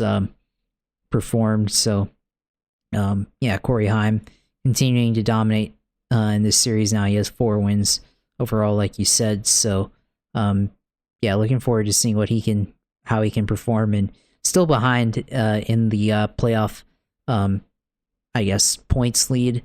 It's 31 behind Christian Eckes, but if he continues to win like this and put up results like this, I think we could see him as the regular season champion at the end, in addition to probably a bona fide playoff championship round contender.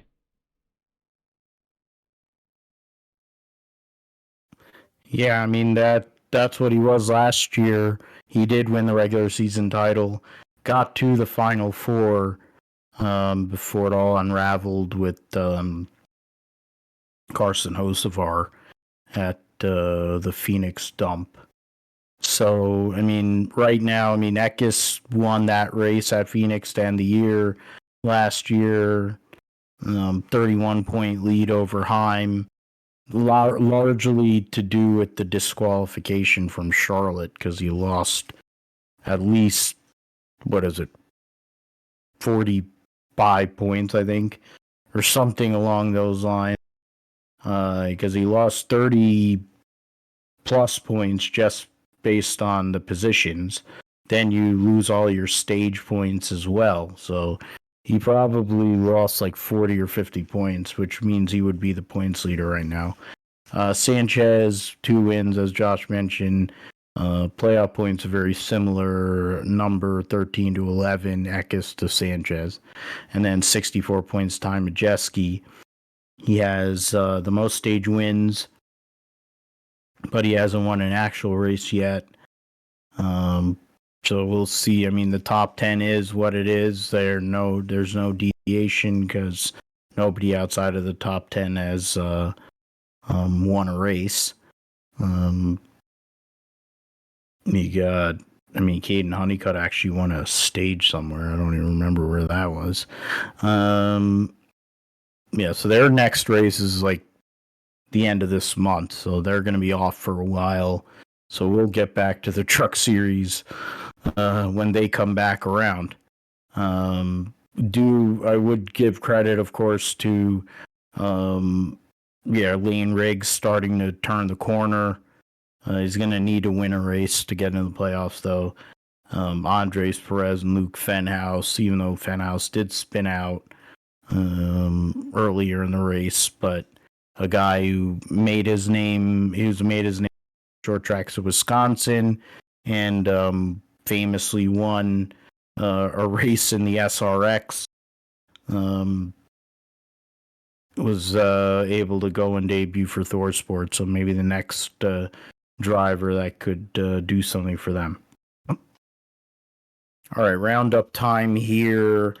The IMSA WeatherTech Sports Car Championship, like we mentioned in terms of the IndyCar series, it's in the home of GM and Chevy, but Honda ends up with the victory.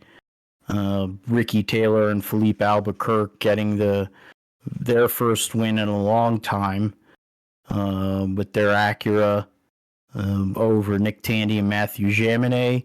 Renger Van de Zandt and Sebastian Bourdais rounding out the podium. So 3 different brands on the podium represented.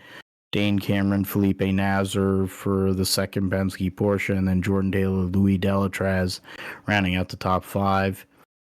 Pippo Durrani, I think, hit everything, and Jack Aiken hit everything but the lottery, but they somehow or another finished 6th. The BMW of Jesse Krohn and Philip Eng, 7th. Vanderhelm and Westbrook for JDC Miller rounded out the GTP cars that actually were on the lead lap. Lauren Heinrich and Seb Prio for the AO Racing Dinosaur Porsche won GTD Pro over Jack Hawksworth and Ben Barnicoat, and then Ross Gunn and Alex Riberas for the Harder Racing Aston Martin team. That's for IMSA WeatherTech Sports Car Championship. Their next race won't be till for a month. They'll be at Mid Ohio. That'll be after, of course, the 24 Hours of Le Mans, which there's plenty of people that are involved in the IMSA series that will be going to Le Mans. So we'll see how that all goes. We'll preview it next week on the GSP. The NHRA ran at Epping, New Hampshire this past weekend with Doug Coletta getting the victory in Top Fuel. John Force, the legend, beating who he said is going to be his replacement, Austin Prock, in the final, an all John Force Racing final. Troy Coughlin Jr. winning in Pro Stock. So those were the winners there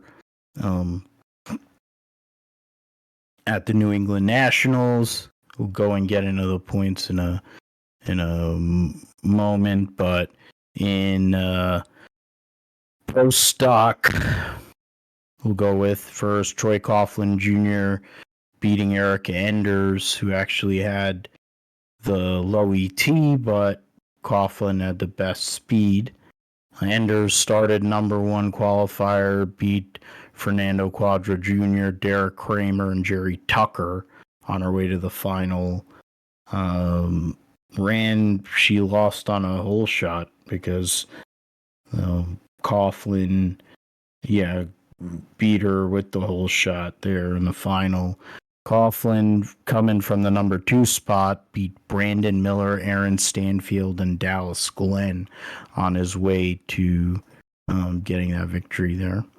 Now, John Force was the number 2 qualifier, so the number 1 and 2 qualifier also made it in Funny Car. Proc beat Mike Smith, Chad Green, and Daniel Wilkerson before losing out to his owner there in the final. John Force beat Buddy Hull, Blake Alexander, and J.R. Todd before making the final run there. The Top Fuel, Tony Stewart ended up losing to Doug Collette in the second round after he beat Antron Brown in the first. In the 8-9 matchup, Doug Collette had a single in his first round. Then in the semifinals, beat his teammate Sean Langdon, and Doug Collette beat Tony Schumacher in the finals. Tony Schumacher from the 14-hole beat Brittany Force in the first round, then Josh Hart and Clay Milliken for losing out in the final. The points are then Top Fuel. Coletta gets to within 26 points of Justin Ashley. Sean Langdon's minus 42. Steve Torrance minus 99. Right now, Tony Stewart is 9th in points. 14 points behind Tony Schumacher.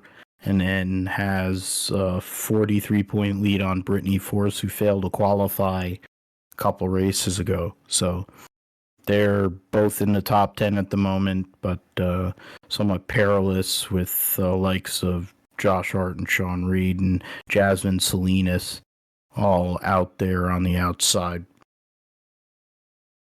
In Funny Car, Austin Proc has a 22-point lead on John Force. Matt Hagen's minus 68 behind Proc. J.R. Todd minus 78. So you have 3 manufacturers represented there, and then if you add Bob Tasca, it's 4. So you have Chevy, Dodge, Toyota, and Ford all represented there in the top 5. Tasca's minus 125 back. So a third of the way through the season. So still relatively close. Dallas Glenn leaves Epping still the points leader, minus 44 behind is Enders. Anderson's minus 50.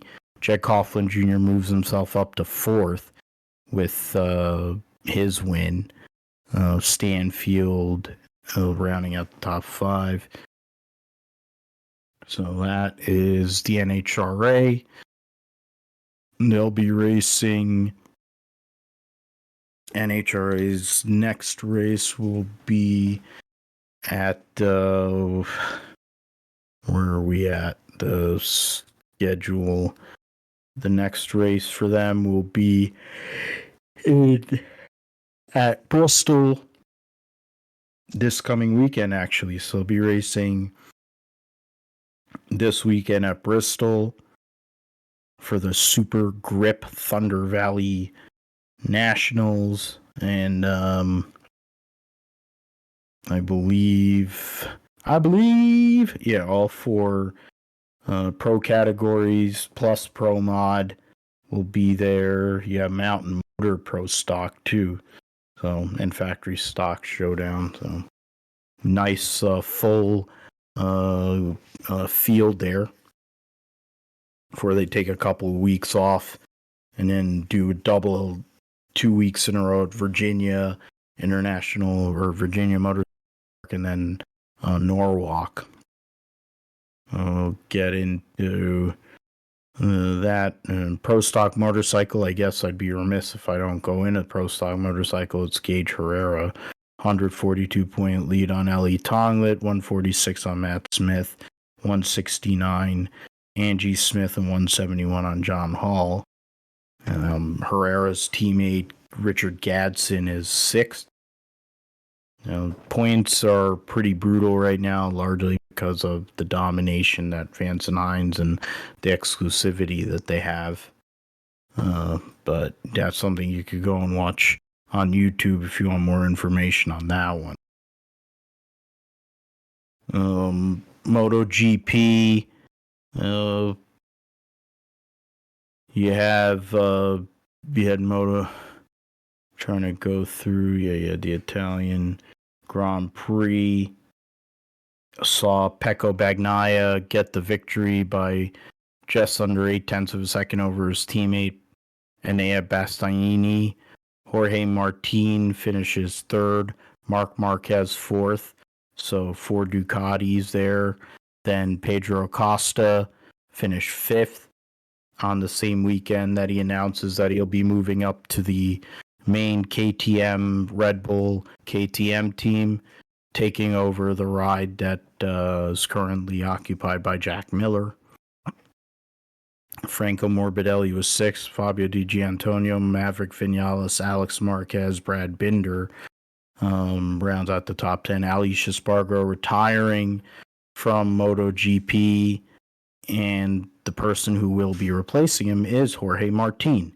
So that's something that's big news, considering how Jorge Martin might be in line to possibly win the world championship. And you'd think he'd be someone that would be considered for the second Ducati seat, factory Ducati seat. But I think all signs are pointing to Marc Marquez joining Ducati to have the kind of combustibility that would come with a battle between Pecco Bagnaia and Marc Marquez. It would be the likes of like Valentino Rossi and why am I forgetting his name now? Dang it. I'm forgetting the MotoGP World Champions. Yeah. MotoGP World Champions. Yeah. Is you go through all that, Jorge Lorenzo. That was who you had with Valentino Rossi there, and he had that rivalry, and then you had having a rivalry with Marc Marquez, who is a dick. So you had the 2 Trackhouse bikes scored small points. Alex Rins giving Yamaha 1 point, while Fabio Quartararo didn't score, and none of the Honda scored points either. So, and Hondas are in pretty bad shape. In Moto 2, the results saw Joe Roberts get the victory. So big deal there. Very close race between him and Gonzalez, Alonso Lopez. So all 3 riders within the second. Sergio Garcia, Iagura, Aaron Canet, Celestino Vietti, Guevara, and Somikat Chantra. Manny Ramirez, Joe Roberts' teammate, finishes 10th. So credit to those guys. The points going and the points right now is points schedule results standings. Sergio Garcia is up by 7 points on Joe Roberts. Roberts has got his first win of the year. Garcia has 2 wins, a second, a third, and 2 fourths, while Joe Roberts has 1 win, 3 seconds, and a fourth. Igura's third, 23 points beyond Garcia, and then 43 points beyond his Lopez, and further on they go. You consider how many of these riders are Spanish riders. There's only 3 riders that are non-Spanish riders in the top 10, Roberts, Agura, and Celestino Vietti. So, see what happens. Next race will be the Dutch Grand Prix at Assen. Can Joe Roberts continue to build momentum? If Joe Roberts continues to ride like this, would he be considered for a ride at Trackhouse? Something to look at for sure. World Rally. I mentioned Jorge Martin signing with Aprilia for next year. And there's a story. I guess I have to go and look at that later. In Rally, Otanek goes and steals the victory after cut tire or punctured tire for Sebastian Ogier, who dominated the rally. Loses by 0.2 of a second in the end. And then Daniel Sordo gives Hyundai 2 of the top 3. Alfred Evans gives Hyundai and Toyota a split of the top 4. Gregoire Munster is the first Ford in 5th. And then the Rally 2 winner, Pajari, gets 6th place overall. So something that with that in the standings for the World Rally Championship, Thierry Neuville has an 18-point lead on Tanek and Evans. And Ogier, who's run for the 6 rallies, has 2 firsts and 2 seconds so far. So even with his limited schedule, his talent and ability still hasn't gone away for Sebastian Ogier. Their next rally will be the next race will be that's Dakar. That's not what I want. I wanted rally schedule. And you got Rally Italy. And then I don't know. I'm gonna go through schedule. There you go. Yeah, Rally Poland will be at the end of June. Will be the next race for the World Rally Championship. And then Indy next goes to Detroit this past weekend, and then they're going to Road America this weekend. Trying to get the results for that. Yeah, Louis Foster gets the victory for Andretti Global. I'm going to go and at that. Yeah, Louis Foster over Kyle Collette and Callum Hedge. Miles Rowe started 19th and finished 4th. Jacob Abel finished 5th. Reese Gold Salvador De Alba Jr., Josh Pearson, Jonathan Brown, and Michael D'Orlando round out the top 10. Nolan Siegel had a rough day. Siegel in the 39 ends up finishing 18th. What is it? Bryce Aaron wrecked 2 laps into the race. Lindsey Brewer was the last car running in 19th. So we go through all that. Yuvan Sundaramurthy is having a nightmare rookie season so far. Jamie Chadwick was the last car on the lead lap in 12th. So there's that. Trying to figure out the exact point standings.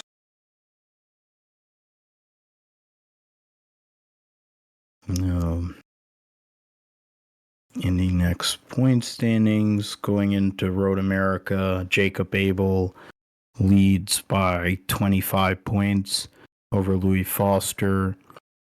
Nolan Siegel's 44 points behind in third. Then Kyle Collette, Miles Rowe. Miles Rowe only 9 points out of fourth. Callum Hedge, D'Orlando Gold, Jonathan Brown, and James Rowe. You got Lindsay with only 2 points behind Yuvan Sundaramurthy. And they're both behind Jack William Miller, which is pretty weak. Okay, so let's get into the previews here. First, we will preview the Canadian Grand Prix. Josh, you went first last week, so I'll go first this week. Canadian Grand Prix. That one is going to be, for me, I'll just go chalk. I'll go Fish Lips to win. Even though they are concerned about the curbs and stuff and probably some of the issues with roughness and things bouncing around. I'm going to go with Fish Lips. I'll do Leclerc and Norris. Those are the last the last 3 winners in Formula One. I'm going to say are the podium. I'm going to say Leclerc qualifies on pole over Fish Lips and Norris. So those are my picks. How about you, Josh? I guess I have to go a little bit different here, and I actually say that Lando Norris gets his second victory of the season at the Canadian Grand Prix, and goes out and wins that, and Max finishes in second again to Lando, and then Charles Leclerc in third. All right, so Norris to win, then Fish Lips and Leclerc. Oh, yeah.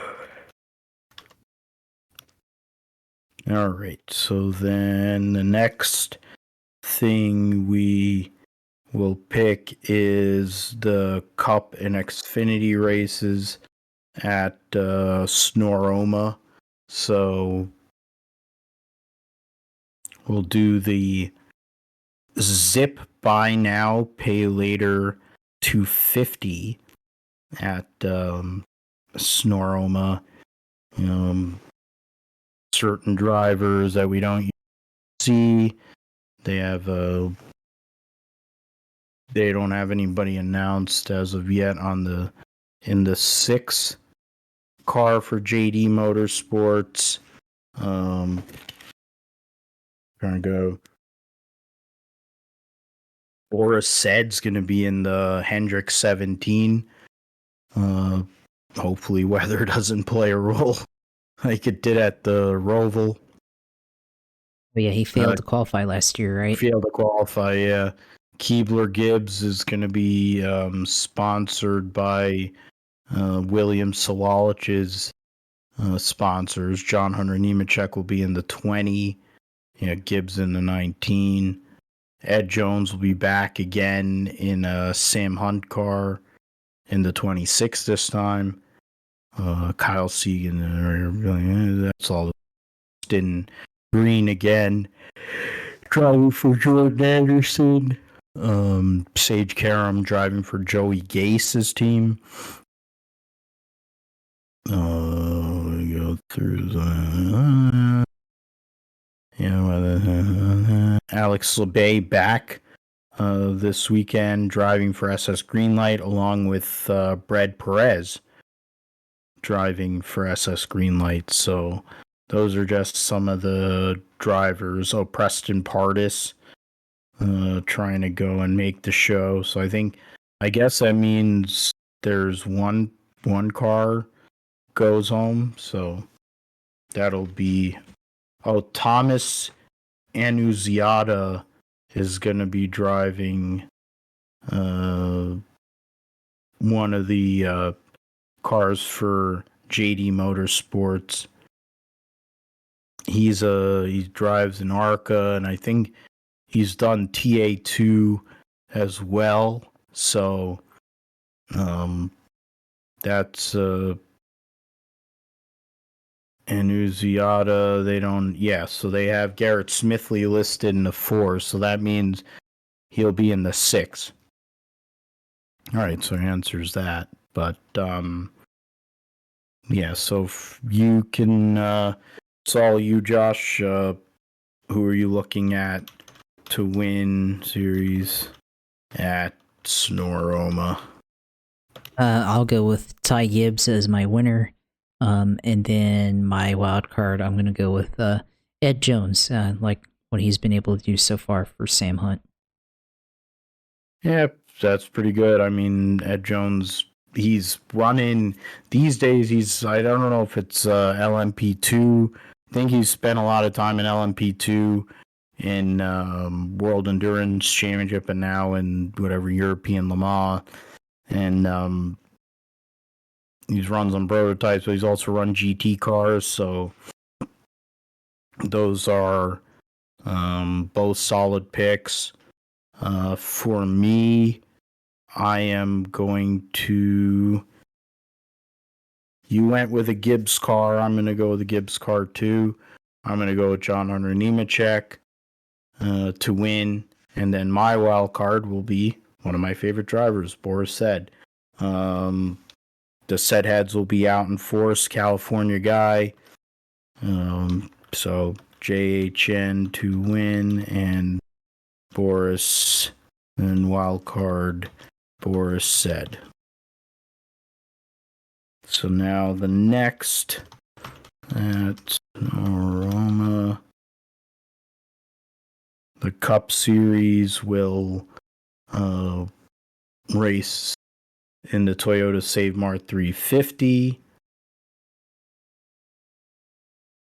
You have 38 for 40, so nobody going home, of course. Chastain with Kubota on his Trackhouse Chevy. Cindric with America's Tire.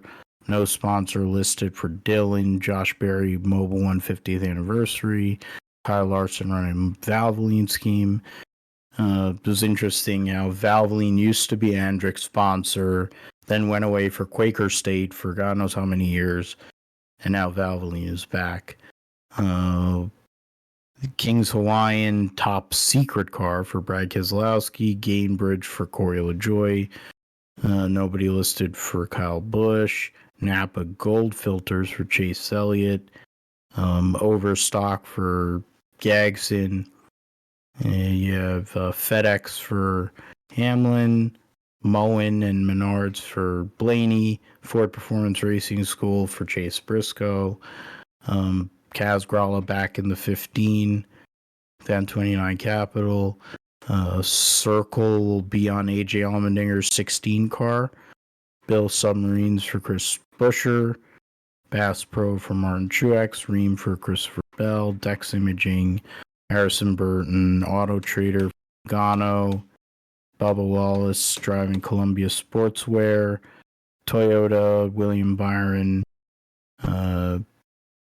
Was a Raptor Tough. Daniel Hemrick will also be running a Circle car for Colleague. Mobilex, Sean Partners will be Will Brown making his Cup debut in an third RCR car. You got McDowell, no sponsor. Todd Gillen, Frontline Enterprise. Ryan Priest will have Camus Vineyards. Ryan Priest, so that'll be something. Save Mart will be on John Hunter's car. Dollar Tree for Eric Jones. Tyler Reddick, Monster Energy. Tylenol and Kroger Health for Richard. Alex Bowman, Pride Scheme for Ally. Jacob Construction for Justin Haley. Ty Gibbs with his usual Jesus sponsor. Cam Waters making his Cup debut as well with AUKUS and BuildSubmarines.com. Zane Smith with WellCare. Carson Osavar with Delaware Life and Freeway Insurance for Daniel Suarez.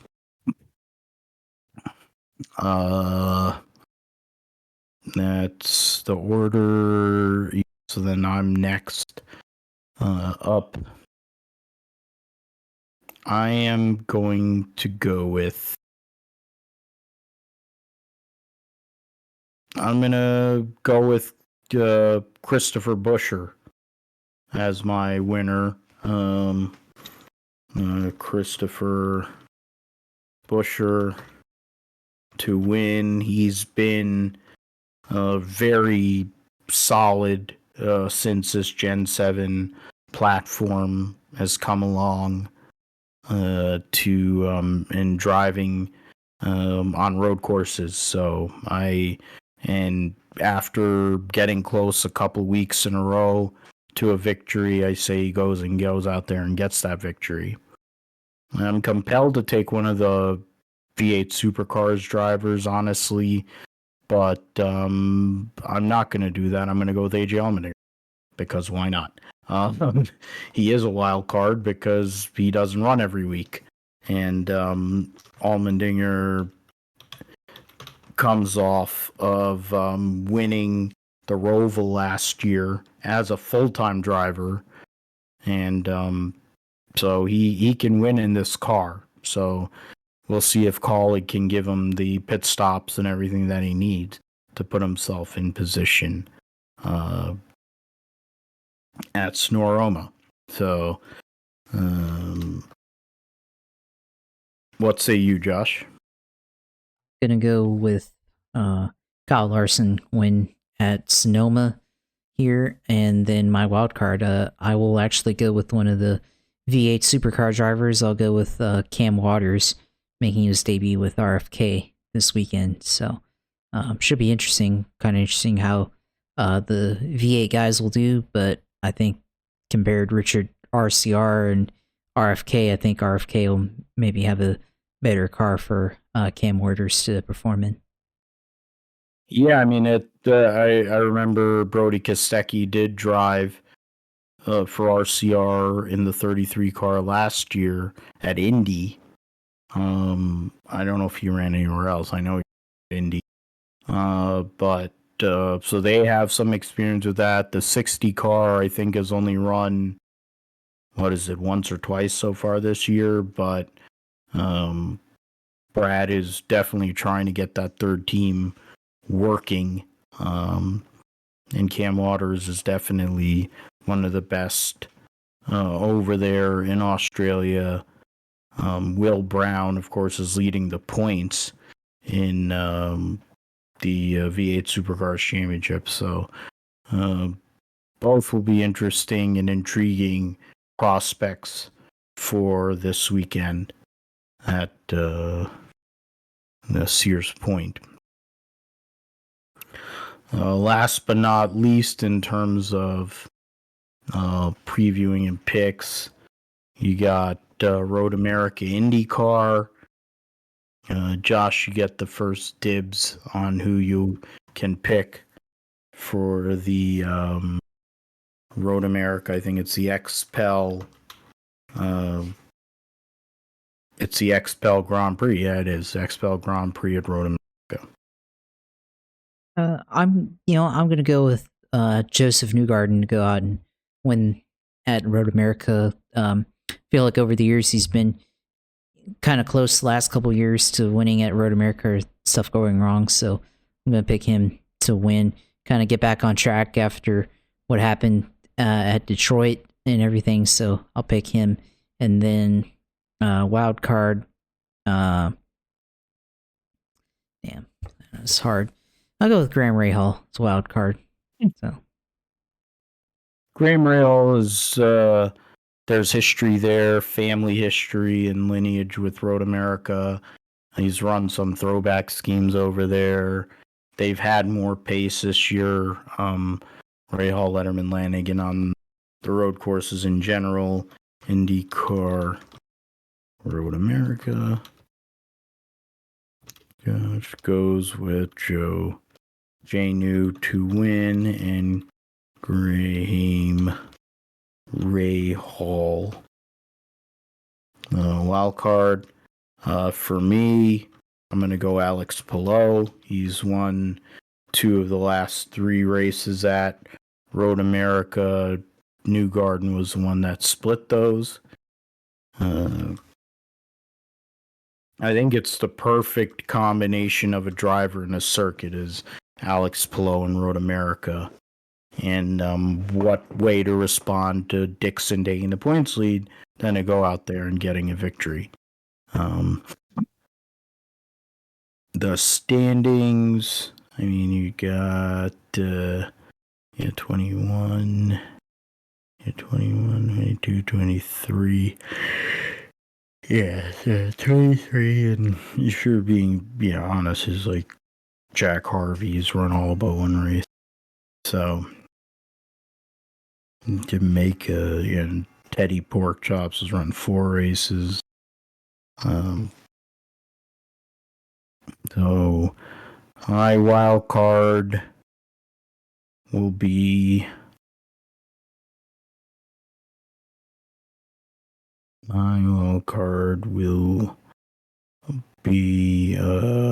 Marcus Ericsson, because why not utilizing the momentum this weekend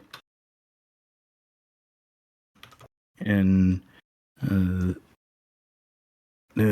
to go and possibly put up another great result after what was a bad month of May for him at Indianapolis. All right, Josh, it's your time to shine. Let us know how everything went at the iRacing Indy 500.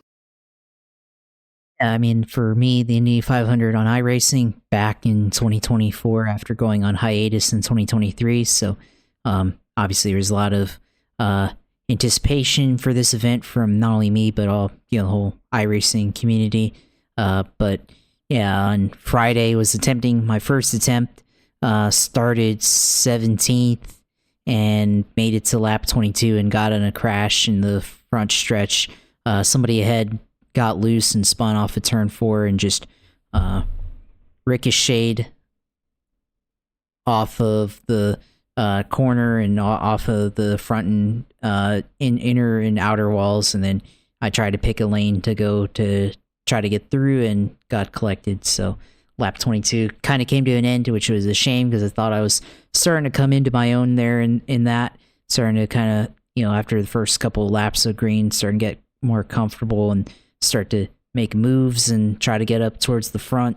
And it ended there. So then I had a decision because the next Open Series race was at 9 a.m.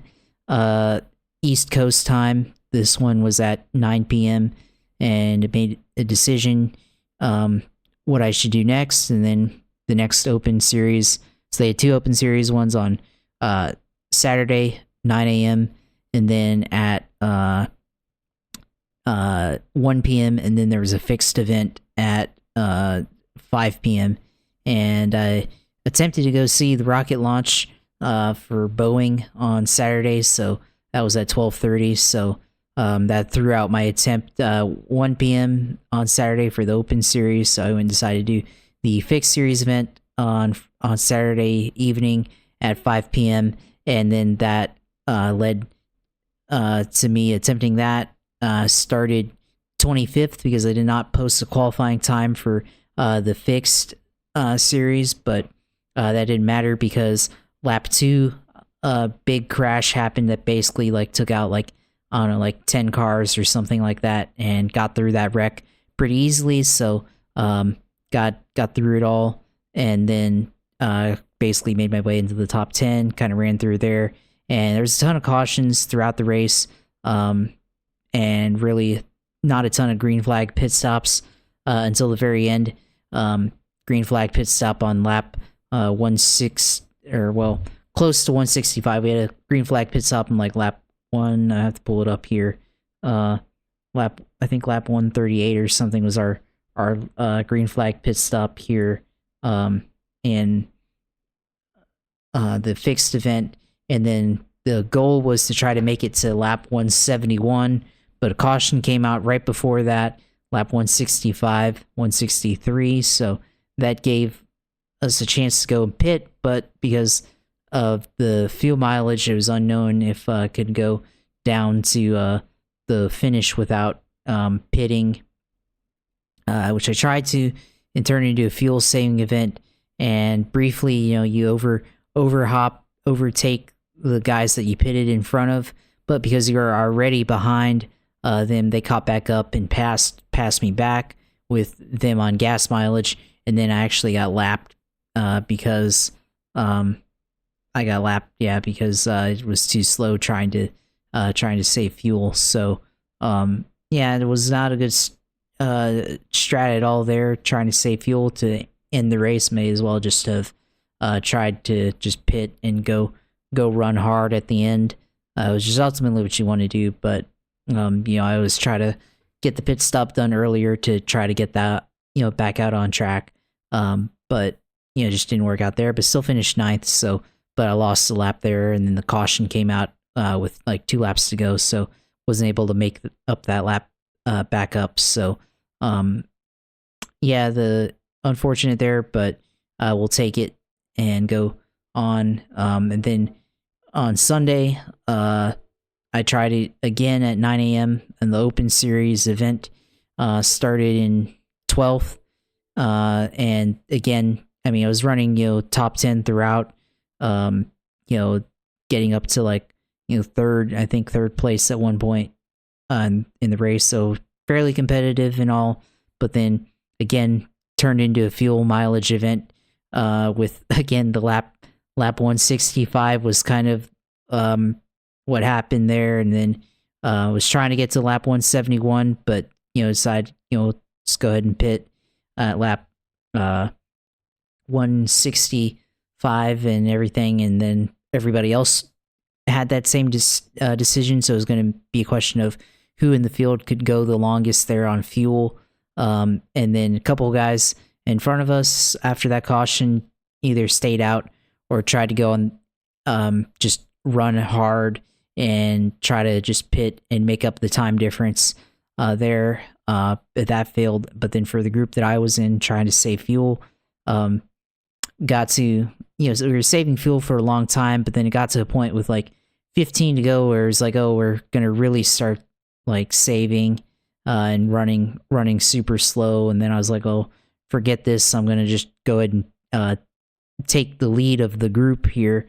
At that point, I was 3rd place on track, and then try to just build a gap. But then that didn't really work out.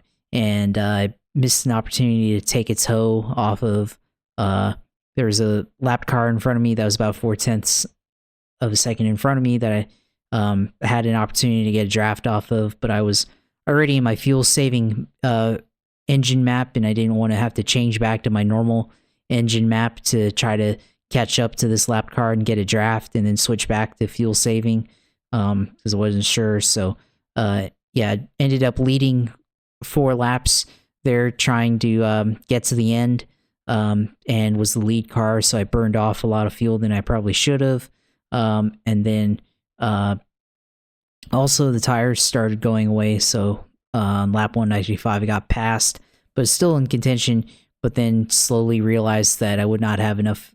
Yeah, that it would be really questionable if I could make it back on the last lap with gas, so ended up trying to save just a little bit more, but then collided on the last lap with another competitor, and then that kind of saved me, because I probably would have ran out of the backstretch, but I guess made it to the turn 3, turn 4 short shoot, so got to there, and that's where it shut off and coasted to the line. So yeah, I finished 7th in that, led 4 laps, lap 193 or 192 to lap 195. So yeah, that was pretty cool. It was heart pounding there, thought I would get back in contention, possibly get a second win here at the 500, but you know, I have to try again next year, I guess, or whenever, if they have somebody else, like, you know, they have a open wheels 500, which is going to be really tough because that's top split IndyCar on the server right there. The server I was in, I think it was like 8th split or something, so it's going to be pretty tough to try for like a privately held event like that. But yeah, I mean, it was a good attempt overall, but you know, just gotta be better at fuel saving, I guess. I'm not the best at that. I like the strategy and stuff, like, you know, pitting, getting your last stop in, and then fuel saving to the end. But you know, when you're in, I guess, a pack of other cars that are also on the same strat, then you start to try to figure out how to race them and fuel save at the same time, and that's the part that I got to work on. So gotta work on being able to maintain the race, manage the race, while also actually racing for the win there. So probably just went a little too early there, and probably if I had drafted a little bit more, stayed in the draft a little bit more, then maybe would have had a little bit more left in the tank for the end, and would have saved on tires, also running a little bit slower. But yeah, it was a 2024 3 attempts. I mean, it's really I guess 2 attempts and like 22 laps of an attempt, because yeah, I wrecked out pretty early. I was like, well, this doesn't even really count. So glad to get it out of the way and everything, though. But for the first one, and then, you know, trying to figure out when to do for the second and third attempt. Yeah, I was trying to figure out that. So yeah, we'll go on and move on to the next special event later this year on iRacing. I'm sure that they'll have a Brickyard 400 for the Cup Series on iRacing, so have to go out and try that and see if you know, can be the one guy to actually win. I'm sure there'll be other people, but you know, be one of the few to actually win a Brickyard 400 on iRacing and a iRacing Indy 500. So we'll see how that goes. But the other piece of news, I guess, from iRacing this week is they go into season 3 of their update for 2024. They released the Ford Mustang GT3 and the Chevrolet Corvette GT3 race car. So a bit of a dual release there by iRacing. So obviously a GT3 Ford Mustang making its debut across all road racing series this year, including IMSA at the Rolex 24, which I saw this year. So that'd be pretty cool to get in that car with the Ford Coyote V8 and run that. I loved hearing that car out the track. I'm sure running it in the sim will be as fun too. So looking forward to trying that out. And the Corvette as well. That's a good race car with lots of history in road racing. So looking forward to getting behind the wheel of one of those as well. So have to continue to expand into road racing, and you know, with all the different cars that they have in road racing, it makes it a whole lot of fun. So yeah, that's it for me in sim segment, of course. And yeah, Indy 500 have to try again this year, but definitely got as close as ever to winning it for a second time. But you know, that's how it goes, and you know, we'll keep on going throughout the rest of the year. So of course, you can catch those streams. I streamed all of those attempts this weekend. You can catch all those replays or watch live whenever I do stream. Otherwise, on Twitch TV /usailor2, go on there and look at my streams, look at that. and see everything, and go on and watch all the replays and go on there and see how I did, especially on Saturday and Sunday. My full attempts that I did, not the ones that from Friday. So go on there and see all those recaps. And then on Twitter, of course, at JP Huffine, of course, adding to, Kyle Larson waiver discourse. We've been talking about it on there. So yeah, go on there, and my other opinions, of course, which kind of lead into this show, at JP Huffine on Twitter. So go on there and follow me, or interact on there. And then, of course, our YouTube page at Grip Straight Podcast. Go on there and subscribe to our page and comment and interact as well. So yeah, that's it for me this week, and it's always glad to be able to talk about it with you and be able to discuss all this and all the things. So looking forward to seeing how this triple header of racing here, especially predicting that Max Verstappen won't actually win a Grand Prix for once. We'll see how that goes. Yeah, we'll see how it goes in Canada. It's always one of the more interesting races because they have more passing zones. So we'll see if that actually works in the favor of McLaren or Ferrari or whoever it may be. Be remiss to forget that Esteban Ocon will not be returning to Alpine in 2025. So a seat open there, but once upon a time he was a Mercedes junior driver, so there might be something going on with that. You can find me